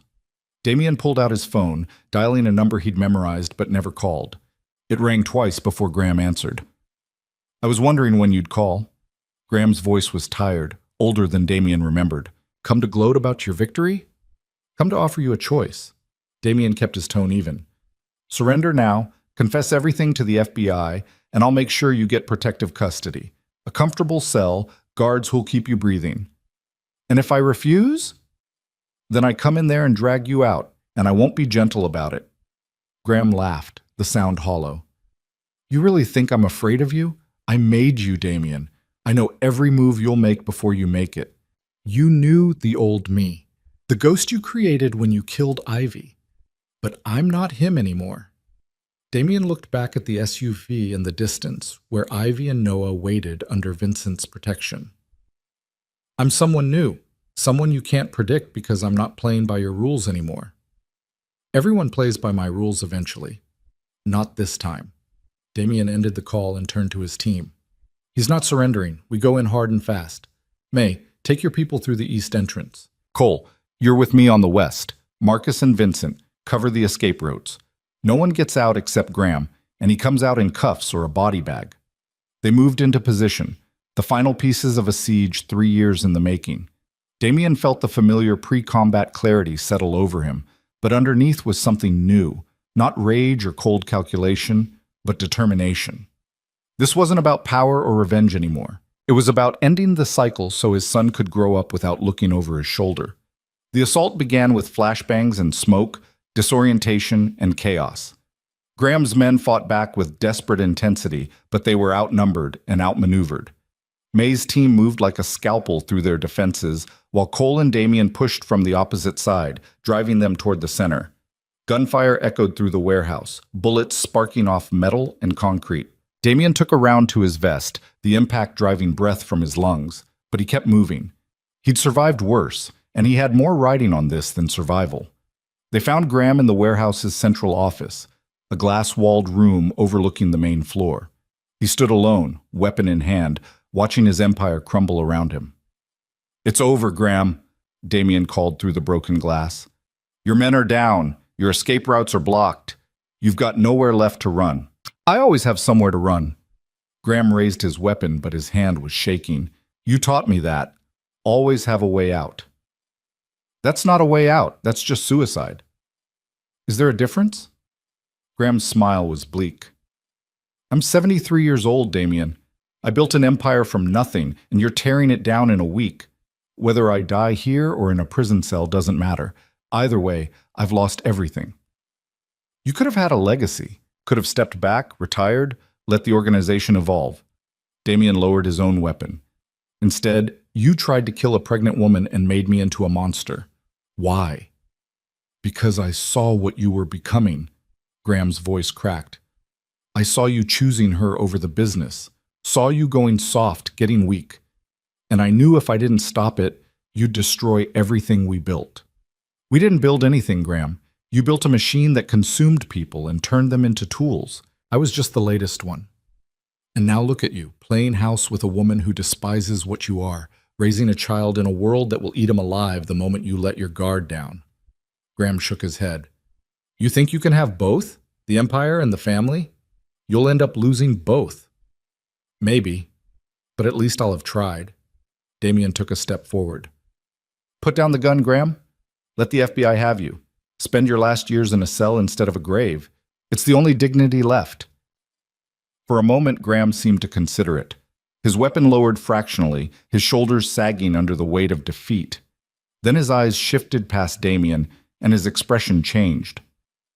No, he whispered. Damien turned to see Ivy standing in the warehouse entrance, Noah beside her, both of them staring at the carnage. I told Vincent to keep you in the car, Damien said, his voice tight with fear. Noah asked to see his father. Ivy's voice was steady despite the chaos. I couldn't tell him no. Graham raised his weapon again, but this time it wasn't pointed at Damien. It was pointed at Noah. Time fractured. Damien saw the calculation in Graham's eyes, the final desperate play of a man with nothing left to lose. He saw Graham's finger tighten on the trigger, saw the barrel align with his son's small form, and he moved. The distance between them vanished in a heartbeat. Damien slammed into Graham as the weapon discharged, the bullet going wild, punching through the office's glass wall. They hit the floor together, fighting for control of the gun. Graham fought with the strength of desperation, all technique abandoned for raw survival. But Damien fought with something stronger, the primal fury of a father protecting his child. He wrenched the weapon away and threw it aside, then grabbed Graham by the throat. You pointed a gun at my son, Damien said, his voice barely human. My 3-year-old son. He was leverage, Graham choked out. He's a child. Damien's hands tightened, Graham's face turning purple, and for a moment the old rage took over completely. It would be so easy to finish it, to squeeze until the struggling stopped, until the man who'd tried to destroy his family was nothing but a corpse. Daddy? Noah's small voice cut through the red haze. Damien looked up to see his son standing in the doorway, Ivy's hands on his shoulders, both of them watching with wide eyes. Don't kill him, Noah said quietly. Please. The words hit harder than any bullet. Damien looked at his son, at the fear and hope warring in those gray eyes, and felt the rage drain away like poison from a wound. He released Graham, letting the old man collapse gasping to the floor. Cole, Damien called without taking his eyes off Noah. Call the FBI. Tell them we have Graham Maddox ready for pickup. Cole moved to comply, and Damien crossed to his family. He knelt in front of Noah, taking his son's small hands in his own scarred ones. I didn't kill him, Damien said. I wanted to, but I didn't. Because you're right. We're not like him. Noah threw his arms around Damien's neck, and Ivy's hand found his shoulder, and for a moment the warehouse with its blood and broken glass faded away. There was only them. Only this moment. Only the family they'd fought so hard to protect. Behind them, Graham Maddox wept on the floor, broken and defeated, waiting for the sirens that would herald the end of his empire and the beginning of his final punishment. The trial took 6 months. Graham Maddox pleaded guilty to 37 counts including attempted murder, racketeering, and conspiracy. The dead man's switch turned out to be a bluff, one final attempt at control that crumbled under federal pressure. He was sentenced to life without parole. Damien testified along with Cole, Sarah, Vincent, and Marcus. They dismantled the organization piece by piece, exposing decades of corruption and violence. Some members went to prison. Others took the immunity deals and disappeared into witness protection. The empire Graham had built turned to dust, and Damien watched it happen with something like relief. They moved to Oregon after the trial, to a small town where nobody knew their faces or their history.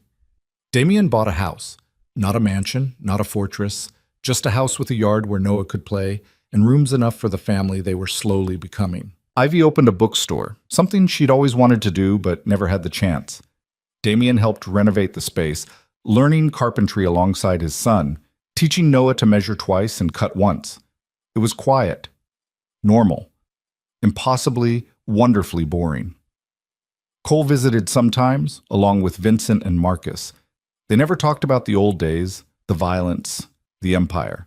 Instead, they grilled in the backyard while Noah played, and they talked about sports and weather and all the mundane things normal people discussed. Sarah sent postcards from wherever she'd disappeared to, each one signed with a single initial. Damien kept them in a drawer, reminders that some people survived by vanishing completely. 6 months after the move, Ivy found Damien in the garage late one night. He was building something from wood and nails, his hands moving with the same precision he'd once brought to violence. "What is that?" she asked. "A treehouse, for Noah's birthday." Damien set down his hammer. "I found plans online. Probably going to collapse the first time he climbs it, but I figured I should try." Ivy moved closer, studying the half-built structure. "It's good. Better than you think." "I don't know. I'm better at taking things apart than building them." "Then it's time to learn something new." She leaned against his workbench. "Noah asked me today when we're getting married." Damien looked up sharply. "What did you tell him?" "That we'd have to ask you." Ivy's smile was tentative.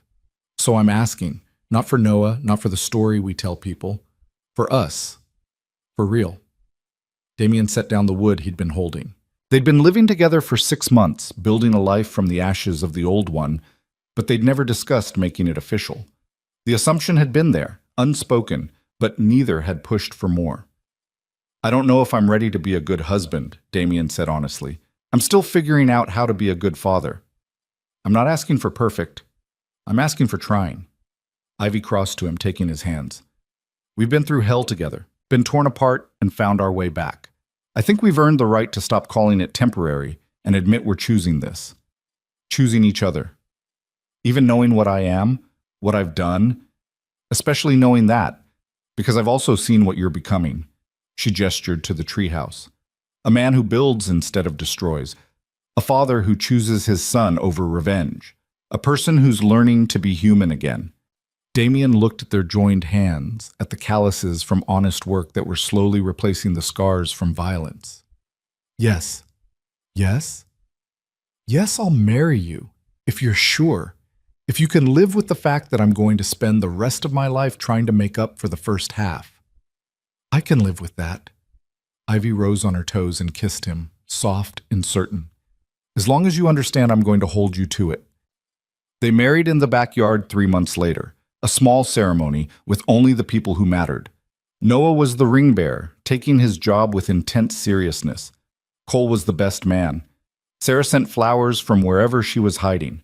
There was no reception, no grand celebration, just a quiet dinner with friends who'd become family, and later, after the guests had gone, Damien sat on the porch with his wife and son, watching the sunset paint the Oregon sky in shades of gold and crimson. "Daddy?" Noah climbed into his lap, small and warm and trusting. "Are we safe now?" Damien thought about Graham in his prison cell, about the organization scattered to the winds, about the empire reduced to evidence in federal archives. He thought about the enemies they'd made and the debts that might someday come due, but he also thought about the house they'd built, the life they were living, the choice he'd made to be more than what he'd been. "Yeah, buddy," he said, pulling his son close. "We're safe." Ivy's hand found his, their fingers lacing together in a gesture that had become familiar, comfortable, right. Above them, the first stars appeared in the deepening sky. In the distance, a car passed on the main road, its headlights cutting through the twilight. The world kept turning, full of dangers and uncertainties, but here on this porch with his family, Damien Cross felt something he hadn't felt in years. Peace. It wouldn't last forever. Peace never did. But for now, in this moment, it was enough. Noah fell asleep in his arms as the stars multiplied overhead, and Ivy leaned her head on Damien's shoulder, and together they sat in the gathering darkness, no longer running, no longer fighting, just living, just choosing, every day, to be more than ghosts, just being a family. And somewhere in the night, miles away in a federal prison, Graham Maddox stared at the ceiling of his cell and understood, finally, what he'd lost. Not an empire, not power, but the only thing that had ever really mattered. The traffic light in Damien's memory turned green, and he drove forward into a future earned through blood and choice and the simple revolutionary act of love. The end was also a beginning, and this time he wouldn't waste it.